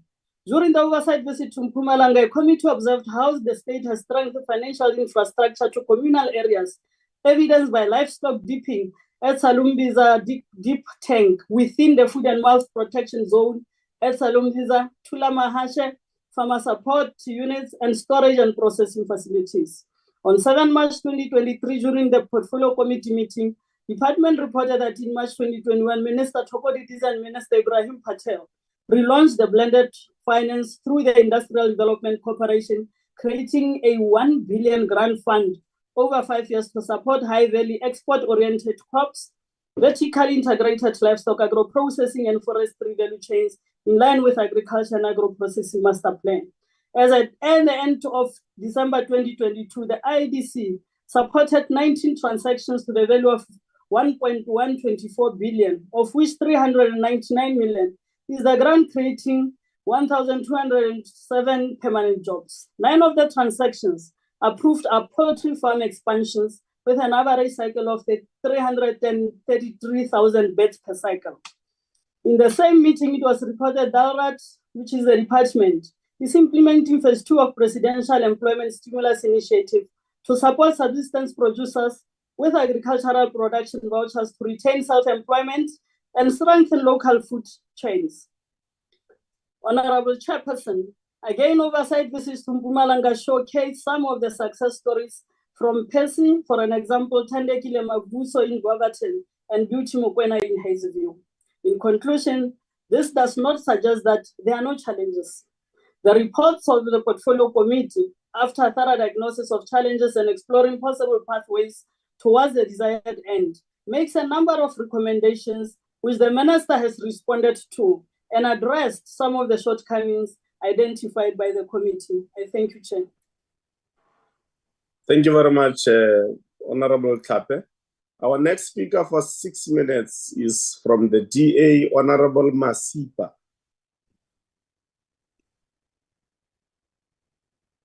Thank you, House Chairperson. Re manyami go ba pele ga maAfrika Borwa go tla go bolela ka diphetogo go ba tsona dipoelo tša yona land reform mo Afrika Borwa. Go tsitsinkelo ye ya gore e bang mmušo wa ANC o dirile eng go leka go tliša diphetogo mo nageng go fediša tlala le go godiša economy go a nyamiša e le ruri. Modulasetulo e re ke tsopole ganyane go tšwa letlakaleng la dipoelo tša mmušo wa ANC wa bosenyi pele ke tsena go mokgatlo wa pušo e hlwekilego ya lerato le tsebo e botse wa Democratic Alliance. Diphetogo tše leng gona dinageng magaeng le temong ke tlala, tlhokego ya mešomo le kgolo ya bomenemene jwa mmušo wa ANC, tshokolo ya batho ba magae le balemi ba batho baso e koša bohloko. Mme o mongwe go la Eastern Cape o feleleditše a ipolaile a fetša a bolaya le masea a gagwe a mabedi madi a sena molato e le ka lebaka la tlala e tlišitšego ke tlhokego ya dijo le mešomo. Pele pušo ya ANC e tšea pušo ka 1994, batho ba ga Matlala, Tibane, Juno le Moletši be ba šoma mafelong a go swana le Tlosisa le gape le dipolaseng tša go swana le bo Mmerebere. Ga jwalo batho ba ga borena ba ka gare ga ditlala, tlhokego ya meetse, motlhagase le mešomo. Ditšhelete tšeo mmušo wa ANC o dintšhitšeng go tlhabolola tša temo le dinaga magae di feletše diatleng tša mahodu a mmušo wa ANC bona bomphenyashilo. Go bontšha gore mmušo wa ANC ga o na kwelobohloko le ga tee, bana ba ga borena ba Agricultural School ba ka gare ga thuto ya tša temo. Motlotlegi Masipa, ne ke re o e tshware fela gannyane. Motlotlegi Tseke. Tate Masipa o re before 1994 batho ba ga Matlala ne ba šoma. Does he mean that people should go back to apartheid for them to can be able to be employed? Oh, it's not a point of order, that one. It's a question. Honorable. Maybe I should have said, can he take a question? Can you take our guts up also on that Masipa? Ke tla etsa ha ke feditse polelo ya ka modulasetulo. Oh, Ke a also leboha. we each. Ha se ke Okay, feditse. so la Ke a Belinda. leboha. Marung Ga jwalo ke mahlomola pelo ka lebaka la bona bo Mphenyashilo. Sekolo sa ga se na leruo go ruta bana gabotse ka tša temo ya leruo. Go tša dienywa le gona ke di phishamare. Bana ba rena ba fetša sekolo ba hloka thuto e feletšeng ya tša temo yeo e ba swanetšego. Maloba ga ke be ke dira yona oversight ke humane dikolobe tše petšana mo sekolong di otile la go hlomola le moloi pelo o kare e sale dija ngwaga o fetilego. Potšišo ke gore na bana ba rena ba ithutang ka fasa mmušo wo wa ANC wa bogodu wa go hloka kwelobohloko wa mamenemene a go jabetša le tšona diruiwa le dipholofolo. Magodu a ANC a bolaile tšwelepele le ikonomi dinageng magae. Magodu a diruiwa ona ga re sa bolela. Balemi ba loba dimilione tša diranta ngwaga le ngwaga. South Afrikaners, julle weet wat ons weet. Die DA kry die dinge gedoen. House Chairperson, where the DA governs, we get things done. In 2023, the DA government in the Western Cape had commissioned a land reform study to evaluate the departmental support for land reform. Unlike the ANC government's report on land reform that gathered dust for a year before it was released, the Western Cape government released its report immediately. The ANC has dismally failed South Africans on land reform, and this has left many in limbo as they still have no place to call their own. Allow me to focus on the country's leader in governance, the Democratic Alliance-led Western Cape government. Hallelujah. The DA government conducted a land reform evaluation to assess the following three things: the current status of land reform farming businesses, the success of land reform farming businesses using the 39 departmental success indicators. It evaluated the post-settlement support program. The results of the Western Cape land reform study found that more than 66% indicated that their management was good, 93% indicated that their businesses were viable, and more than 75% were reinvesting in the business. 84% of businesses are registered, and from 89% are tax compliance. From them, 89% are tax compliance, 79% pay minimum wage, and 66% pay UIF. 89% of registered businesses generally keep financial records, and 70% produced monthly statement. Land is mostly leased or withheld, or held with a long-term use right, 54%, and more than 75% felt that their insecure land right impacted negatively on their farming. The quality of extension scored very high at 79%. We don't tell more lies and claim easy victory like our ANC opponents. Hence, our manifesto pledge to create 2 million jobs. Gore Afrika Borwa e tle e loke, re gopotša maAfrika Borwa gore ba voutele mokgatlo wa lerato, nnete, toka le kgotso e lego yona Democratic Alliance gore tlhabollo le tšwelepele dinageng magaeng e tle e tlišwe. Ke a leboa modulasetulo. Okay, ke a leboga Motlotlegi Masipa. O ne o rile o tla tšea potso ya ga Motlotlegi Tseki. Motlotlegi Tseki e reng potso?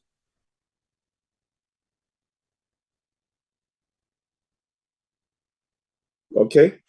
Chairperson, my time Our is next up. speaker. I'm not going to take it. Yes, I want to thank you, Motlotlegi Masipa. Our next speaker is EFF. There's no name for 6 minutes. Thank you, Chair. Honorable Tlhape. Okay, Honorable House Chairperson, we have assembled here to discuss a very long topic, critical assessment of land reform and agrarian transformation in supporting small and medium-scale Black farmers to ensure food security and growth in the agricultural sector.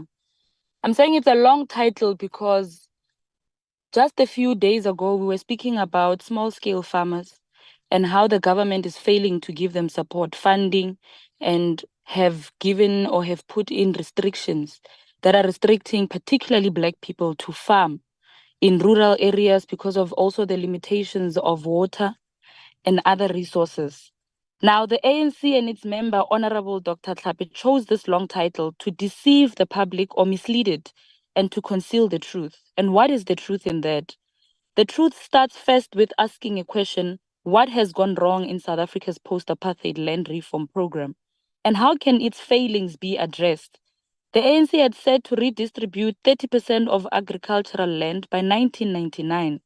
And this target has not been met. Instead, it has been shifted several times until it was completely abandoned by 2014. 30 years after the transition to democracy and the commencement of land reform, there is a great deal of lived experience to reflect upon, and this experience is evidenced by catastrophic land reform failures under the ANC government. House Chairperson, we all agree that land theft of over nearly 350 years of South African history saw the loss of key productive resources by indigenous populations and erosion of their rights to land and natural resources, and rendered landlessness in their own country. The vision of land reform emphasized its multiple objectives, which is addressing land dispossession and injustice, creating a more equitable distribution of land, reducing poverty and assisting economic growth, providing security of tenure, establishing sound land administration, and contributing to national reconciliation.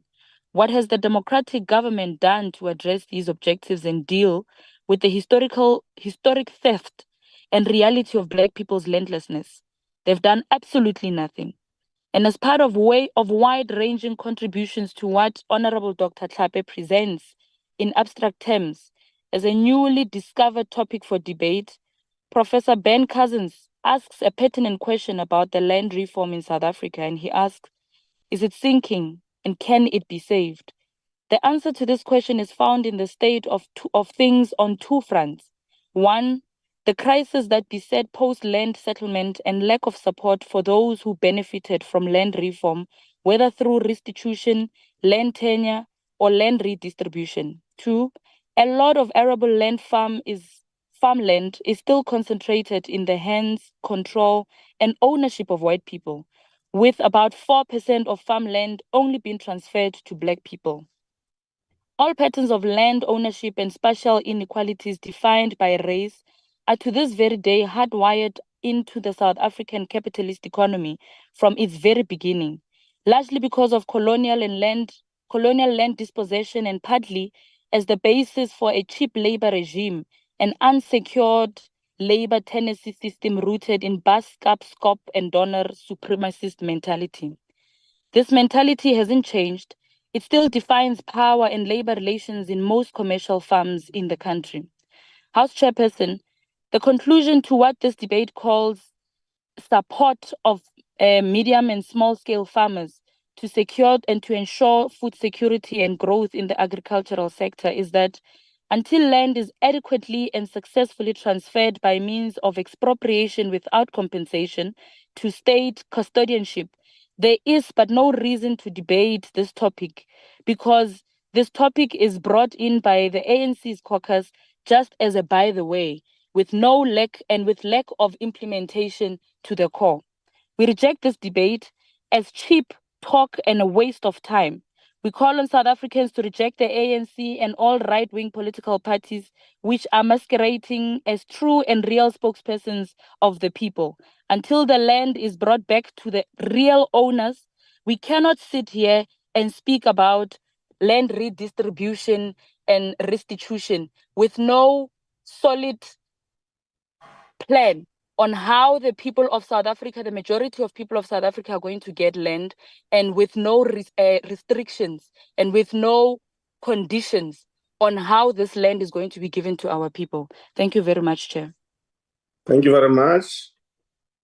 For the next 4 minutes from the IFP is Inkosi R.N. Tlhape.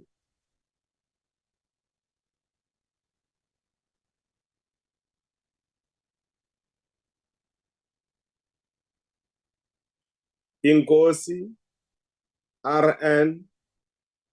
Tlhape from the IFP. We therefore come to the conclusion that Inkosi Tlhape has elected not to be part of the debate. For 10 minutes, African National Congress, NP Mahlo.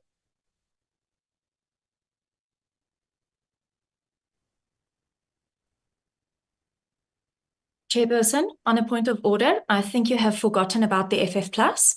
We usually speak before the ANC's next speaker. For the next 10 minutes is ANC NP Masho.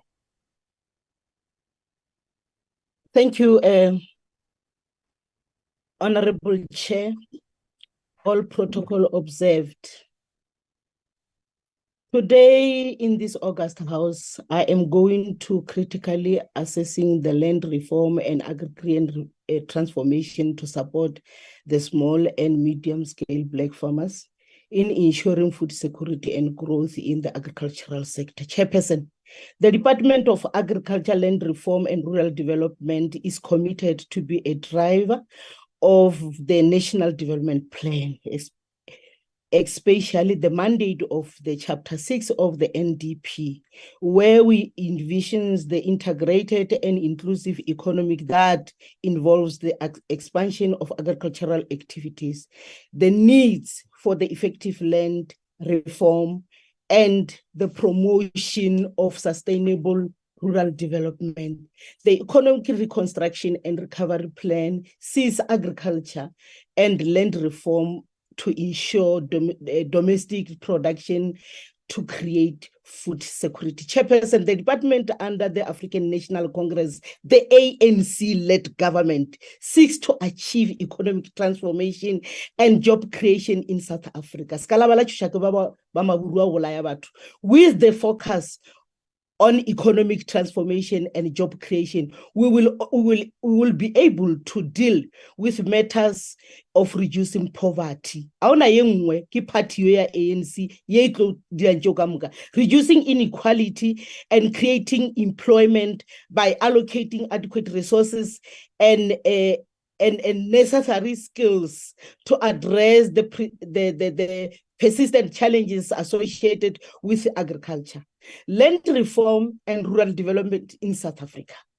Land reform also addresses persistent historic economic inclusion of the majority of Black people of our country. Chairperson, in order to increase growth and development across the country, we need to reduce pressure on urban areas through the land reform agricultural development. It is important that we improve agricultural production, accelerate the land reform, and finalize land restitution claims, revitalizing essential agricultural infrastructure, increasing his research and development capacity to improve agricultural value chain, the safety and quality of agricultural products.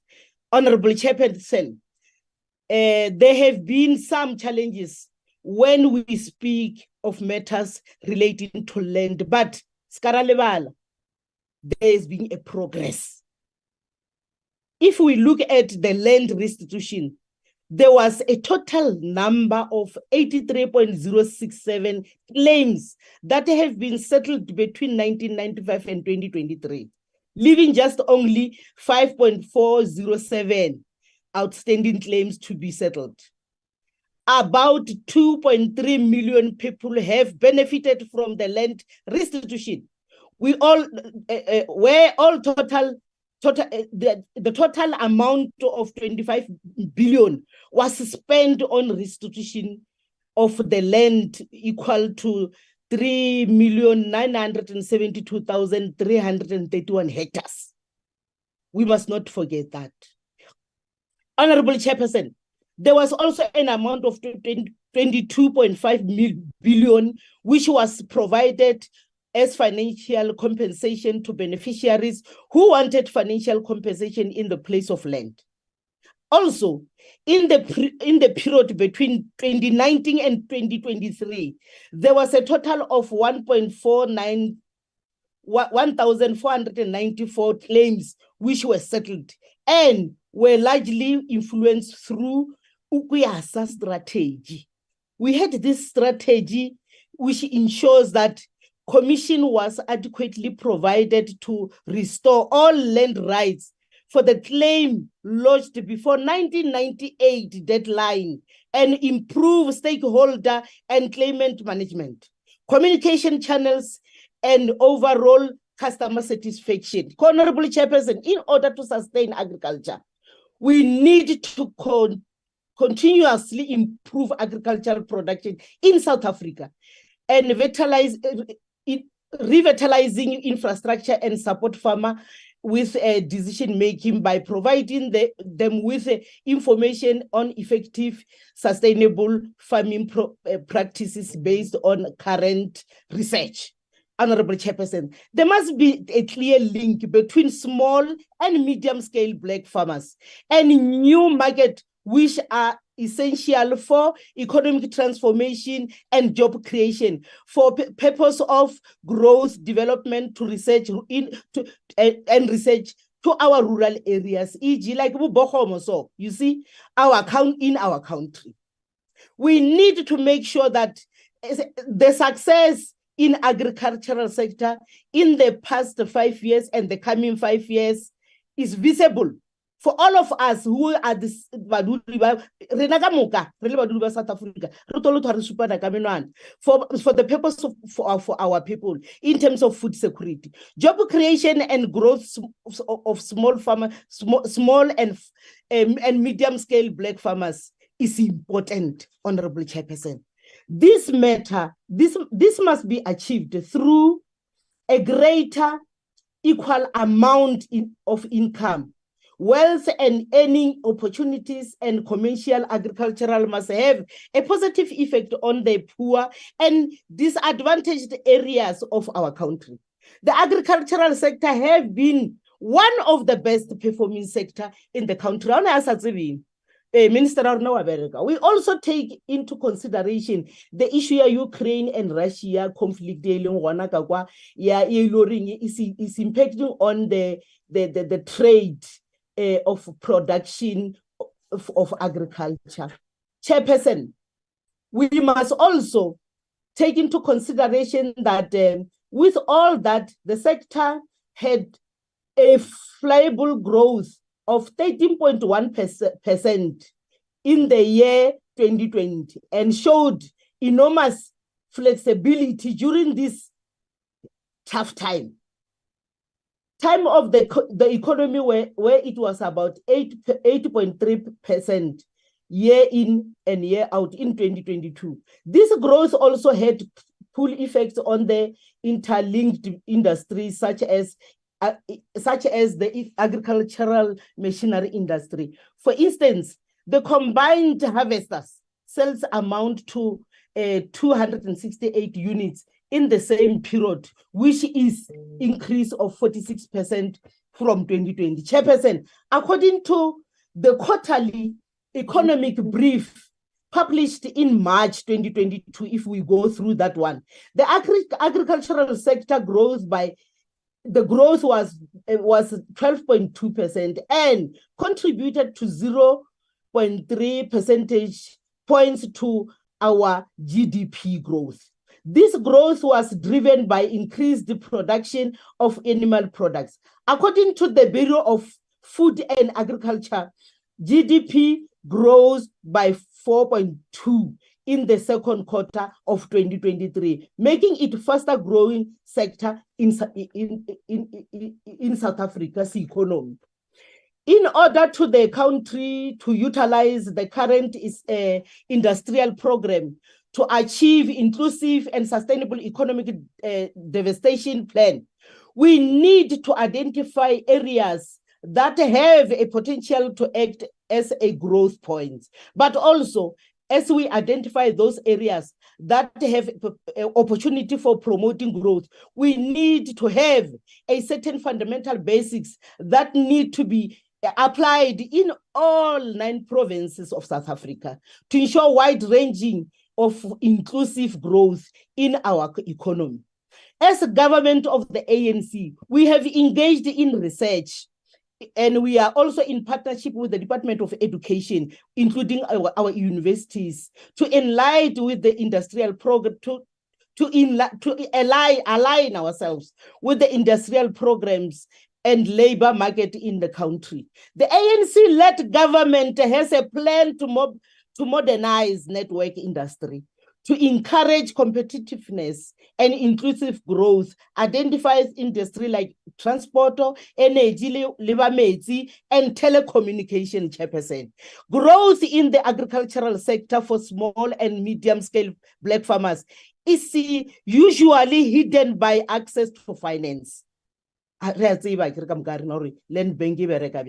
is crucial to understand the finance is needed for the purchasing of essential inputs in production and infrastructure.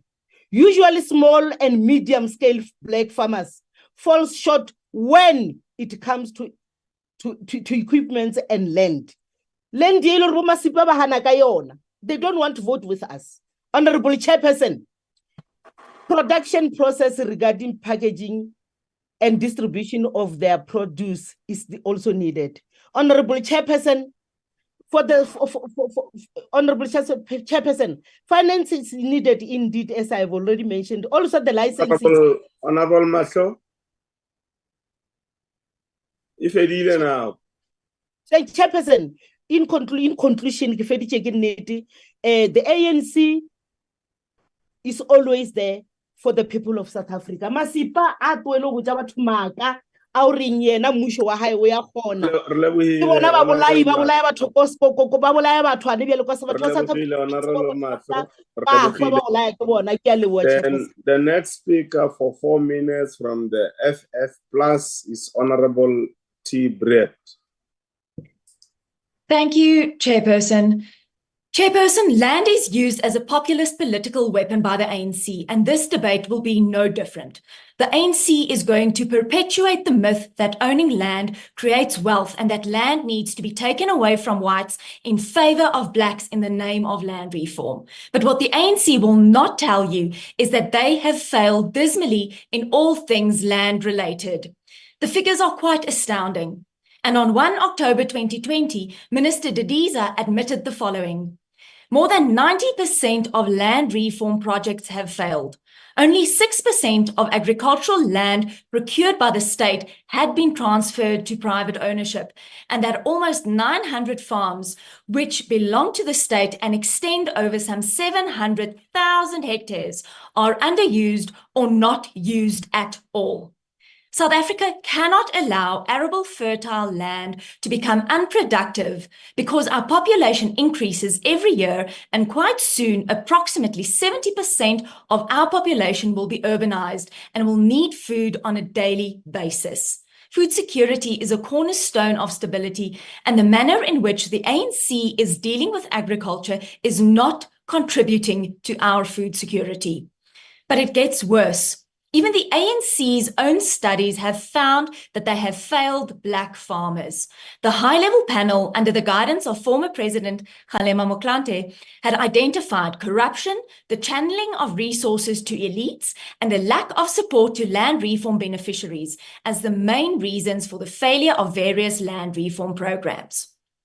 As I cannot sum it up better than Ernst van Zyl, Head of Public Relations at AfriForum, during an oral presentation in 2023, allow me to quote him. Detailed surveys and the government's own reports clearly indicate that land reform is not only a failure, but not even a priority of the people at grassroots. The vast majority of people in South Africa regards the need for land reform as a very low priority. According to extensive polling, the number of South Africans who believe that more land reform will improve their lives currently stands at a mere 1%. He further continues that it would appear, according to the results of extensive polling, that the promise of land to the masses is but a mere ruse the ANC has been using for the past 30 years in order to slowly but surely implement its own brand of communism. The ANC is setting the poverty-stricken citizens of South Africa up for failure by promising them land without providing them with the necessary skills to use the land they were given. It could further be stated that the ANC could only be doing this in order to swoop in on the chaos that they have created themselves and then declare themselves the heroes by stating that the only way to salvage the land reform disaster is by nationalizing the failed land, resulting in the state becoming the sole custodians of it. Very devious indeed. But let's move on to the controversial land claims. The 1998 land claims have yet to be settled. And let me be clear, land claims must be finalized as soon as possible because it creates uncertainty which hinders development in the agricultural sector.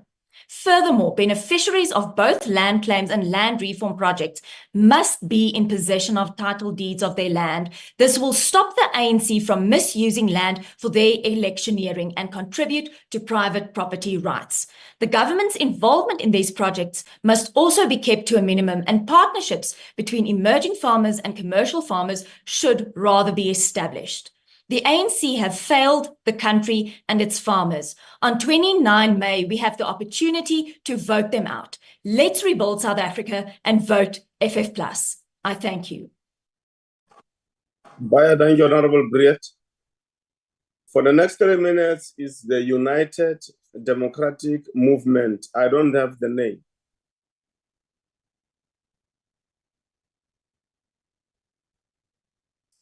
It is my conclusion that the United Democratic Movement has elected not to be part of the debate. Next 3 minutes, no name provided, ATM.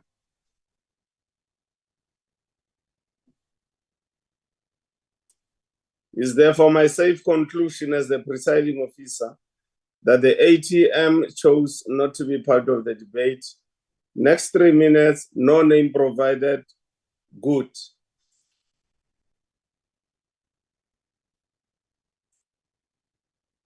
I therefore conclude as the presiding officer that Good made a conscious decision not to be part of the debate here today. Next 3 minutes, no name provided, the Pan-Africanist Congress of Azania.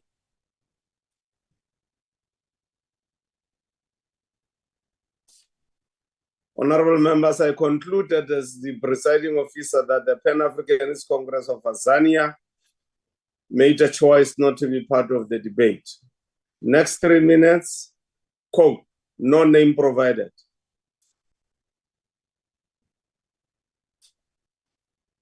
I therefore come to the conclusion that COPE elected not to be part of the debate.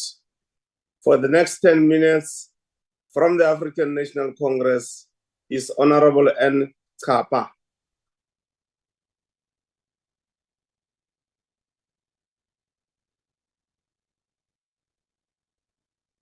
ANC, 10 minutes, Honorable N. Tlhape.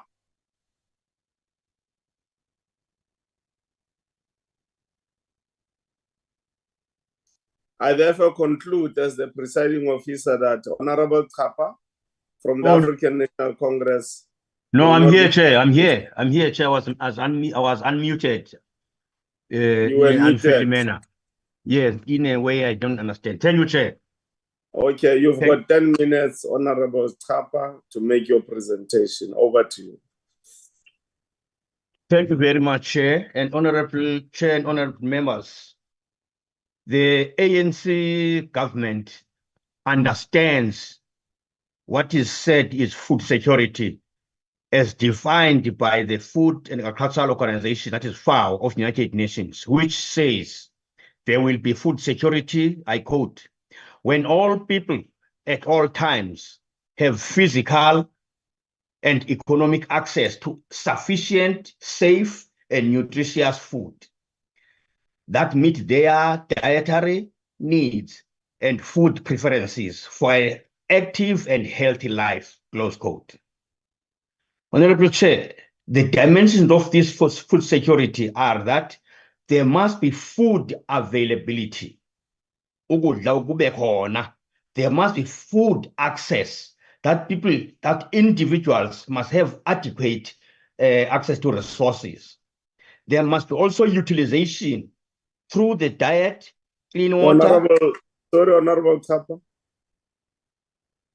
As you go on, we can hardly see you. We see your head, not even the forehead. The forehead is now there. Yeah, okay, that's okay. You can proceed. Yeah. Thank you, Chair. Yes, Thank you, Chair. Thank you. I was saying, Chair, the dimensions of this food security are that there will be availability, there will be access there will be utilization, and that there must be stability in the sense that food must be accessible at all times. In South Africa, poverty and food insecurity is a product and legacy of centuries of colonial and apartheid policies. Such policies created the current dual agricultural economy, which is manifested by the fact that and characterized by the existence of a well-developed agricultural sector alongside the underdeveloped small-scale and subsistence agricultural production. Some people anyway want us to believe, as they are naive, that we expected to believe that this situation changed on the morning of the 28th of April 1994. They don't know that it was only the time that mandate was given to the ANC to change the situation by the oppressed people of South Africa, so that can change their lives. Those who were on the ballot paper to oppose such change are also in this house again to oppose such principles of change that aim to address the inhumanities created by the colonial and apartheid government, the policies that were created and created inequality. Honorable Chair, in order to address the food insecurity created by the apartheid policies, the ANC government had to develop policy interventions that will address the injustices of the past that created the present food insecurity. I know then that bantu baphikisana nathi ngamaxesha onke abafuni sithethe nge-injustices of the past. They always want to behave as if nothing has happened in the past, nothing that was created to create the present situation. Honorable Chair, it must be remembered that since the creation of the Union of South Africa in 1910, it is only in 1994 that ANC had to put focus on food security. Ucingeke iminyaka from 1910 bephethe nalapho siyawaxolela because bacinezela iminyaka emininzi before that. It's just to compromise. The policy esithetha ngayo is further enshrined in the Constitution of 1996, as it says, the state must take reasonable measures within its available resources to achieve the progressive realization of the right to sufficient food, close quote.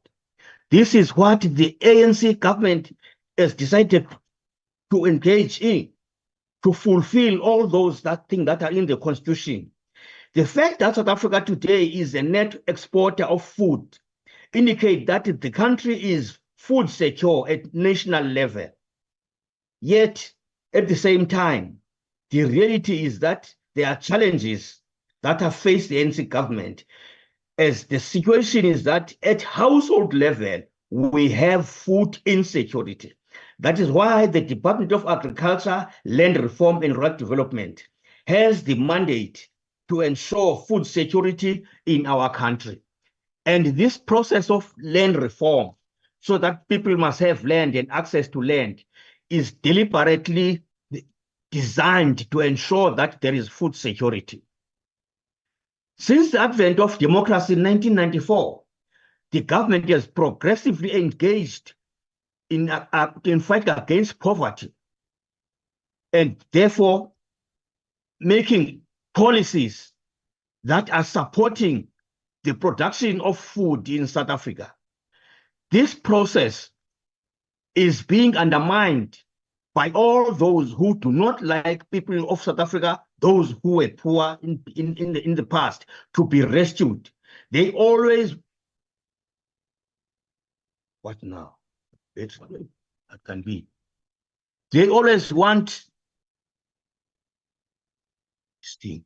Shit. Excuse me, Chair, I don't know what happened with my battery now. No.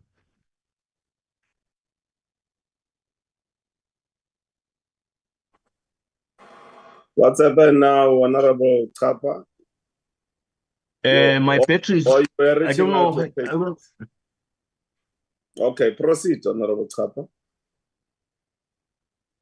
Chair, my problem is that is the batteries and but otherwise, Chair, this is the responsibility of the ANC government, and we are committed to ensure that the people of South Africa are rescued.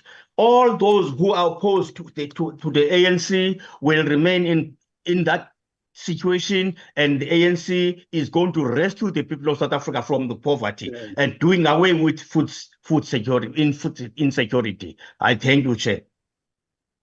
After failing for 30 years. Thank you very much, Honorable Tlhape. 3 minutes we are giving to Al Jamaa. The name has not been provided to me.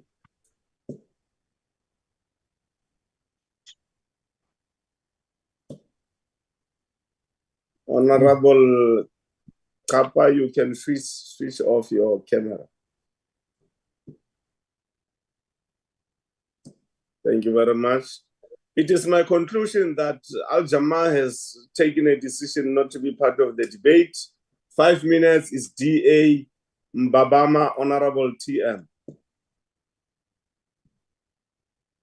Chair, if I may, can I switch off my video? Yeah, no problem. As my connection is very unstable. All right, no problem. As you start my minutes, Chair. Land reform in South Africa has largely been implemented by the ruling party under 3 pillars: redistribution, restitution, and tenure security. All 3 have had their fair share of challenges. Challenges, I believe, that are directly as a result of cadre deployment, which in turn led to gross incompetence, mismanagement, rampant corruption, and political patronage. Considering that land is an essential component of agricultural practice, it is not surprising that agrarian transformation has not taken place in the past 30 years of ANC rule.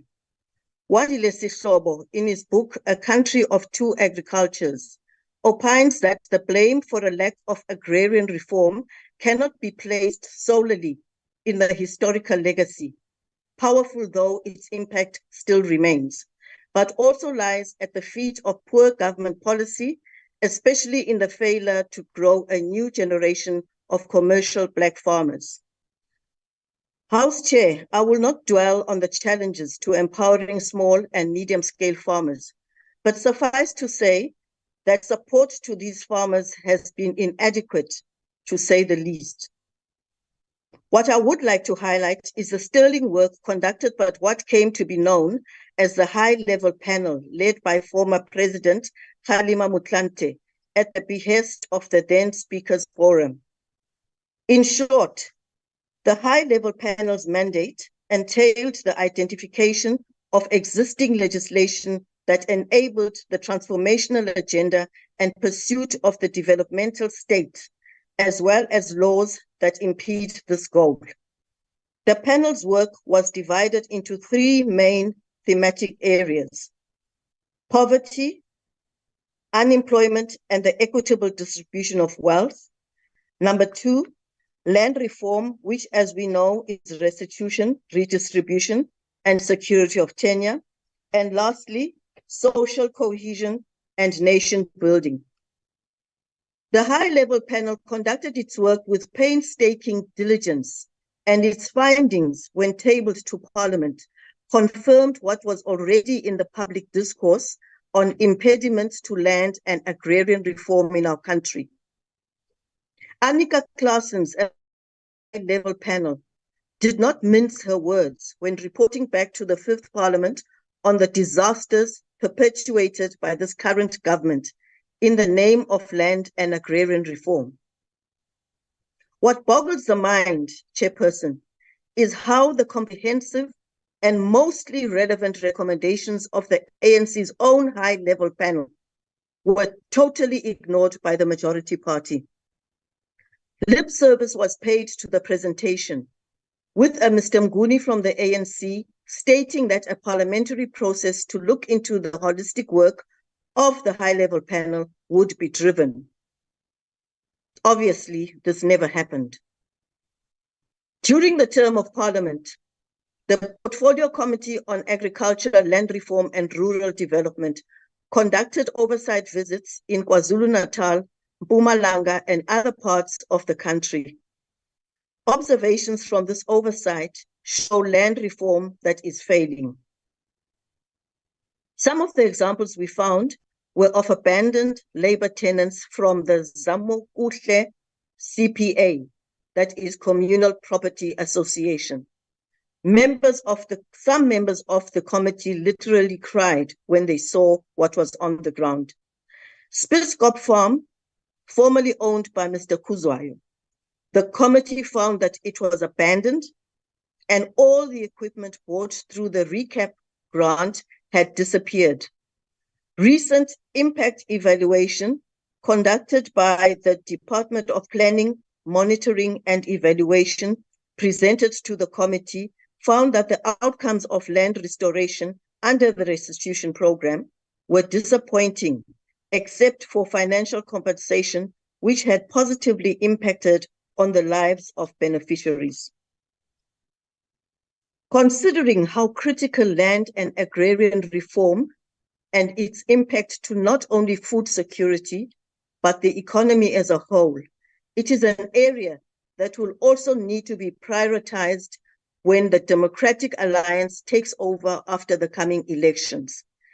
We urge all farmers to go out in their numbers and vote for the DA to rescue South Africa. Dr. Kapa, it is the DA that is going to rescue South Africa, not the ANC. Okay, thank you very much. We are now, honorable members, concluding the debate of the day. And in doing that, we are going to be giving Honorable Dr. M M E Tlhape opportunity to do so. Just be aware, Honorable Tlhape, that your fellow cadre, Honorable Kapa, saved 3 minutes in his contribution. So we are now going to be adding that 3 minutes to you, which means you've got 9 minutes to conclude the debates of the day. Over to you, Honorable Tlhape. Thank you, Honorable Chair. Chairperson, it is critical that we accept criticism as the ANC-led government, but we must also build on the gains that have been achieved in the agricultural sector, as alluded to in my introduction of this debate. As the ANC-led government, we have engaged in area-based planning when it comes to land, proactive land acquisition strategy, draft expropriation bill, reports on foreign land ownership. We had also to deal with land ceilings and taxes. Now, honorable members, the status quo as advocated by DA and FF Plus will not correct the historical injustice of the past and the original colonial sin of depriving the indigenous majority over their rightful ownership of land. The ANC also wants land reform to be productive. So any new apartheid solution will be rejected by the people themselves.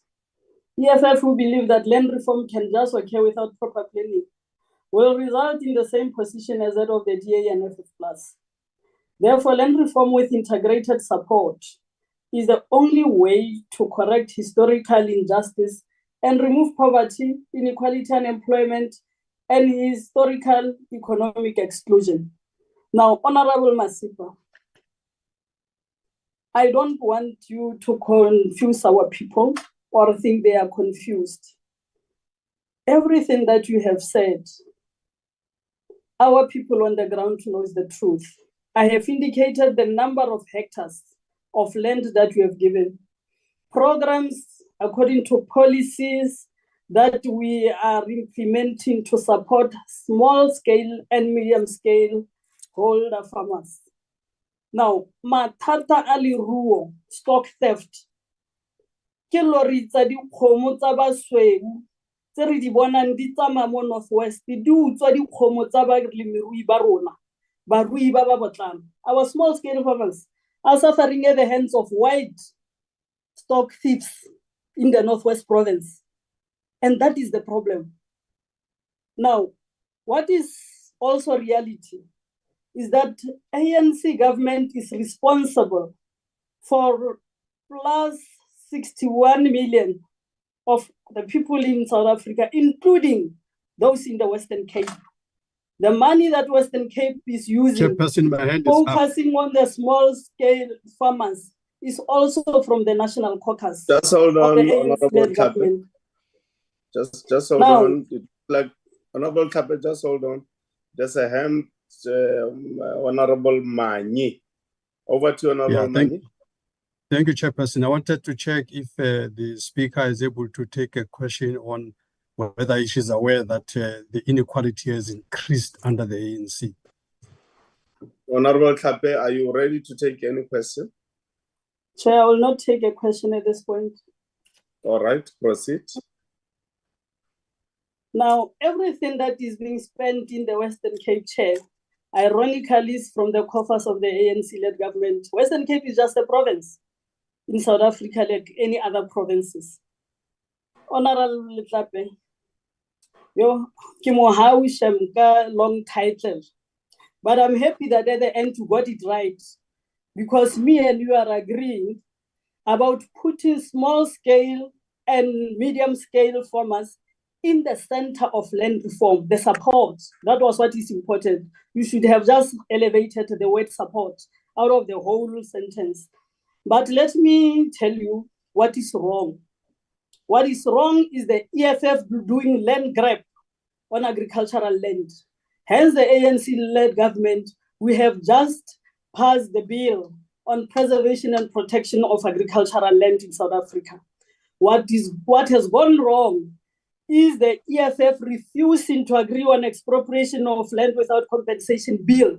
And you come here and cry foul that productive land is concentrated in the hands of white. Point of order, Chair. Why are you doing that? Why don't you vote with the Just ANC? hold on, Honorable Tlhape. There's no hand here. There's somebody who is screaming. I can't see who is the screamer. Okay, Honorable Manye, is it you who are screaming? I apologize profusely, Chair. Yes, I screamed, but I apologize. Yes. It's just that I was provoked. I think I don't want to interrupt the debate of Dr. Tlhape, but I think she must not mislead public and say it's incorrect and it's actually false to say that we did not support the issue of expropriation without compensation, because it's the ANC that sold out and changed the term to expropriation with nil compensation, which is something very different. That's what the EFF did not support. So she must not come here and represent and misrepresent the truth. Thank you, Chair. Okay, that's not a point of order, Honorable Manya. Go on, Honorable Tlhape. Yes, thank you, Chairperson. The people of South Africa knows who you are at this point in time, because expropriation of land without compensation was just one of the mechanisms that would have put more land in the hands of the black majority. Now, Honorable Briet, I have indicated the pillars that would make sure that we restitute, we redistribute, and tenure security as land reform pillars, for including more hectares of land to our people. We have just passed the title, the deeds registry bill, which also seeks to give our people title deeds. And Honorable Mamuluku Kubai, when she was debating SONA, she indicated that even in informal settlements, once they've put services, those people will be eligible for title deeds, including the people in the RDPs. So it is ANC-led government that is moving in that direction, and title deeds has never been a program of the EFF+.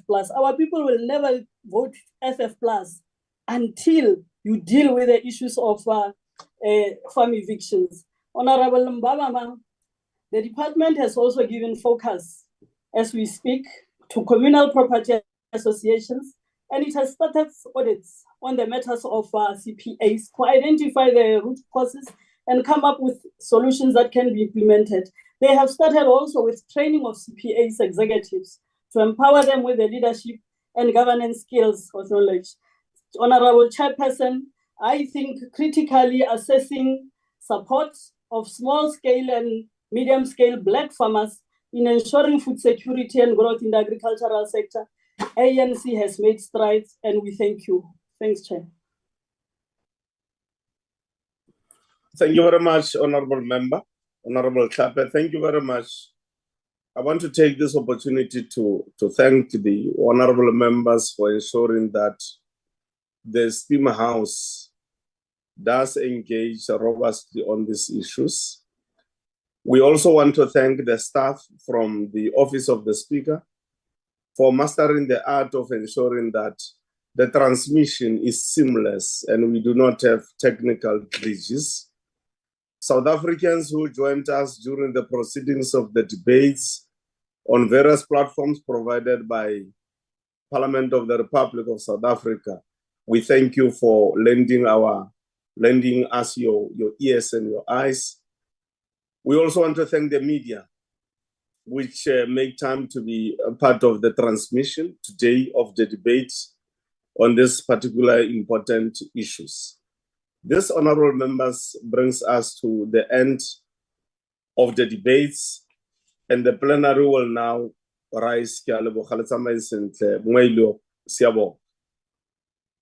Long live the chair. Long live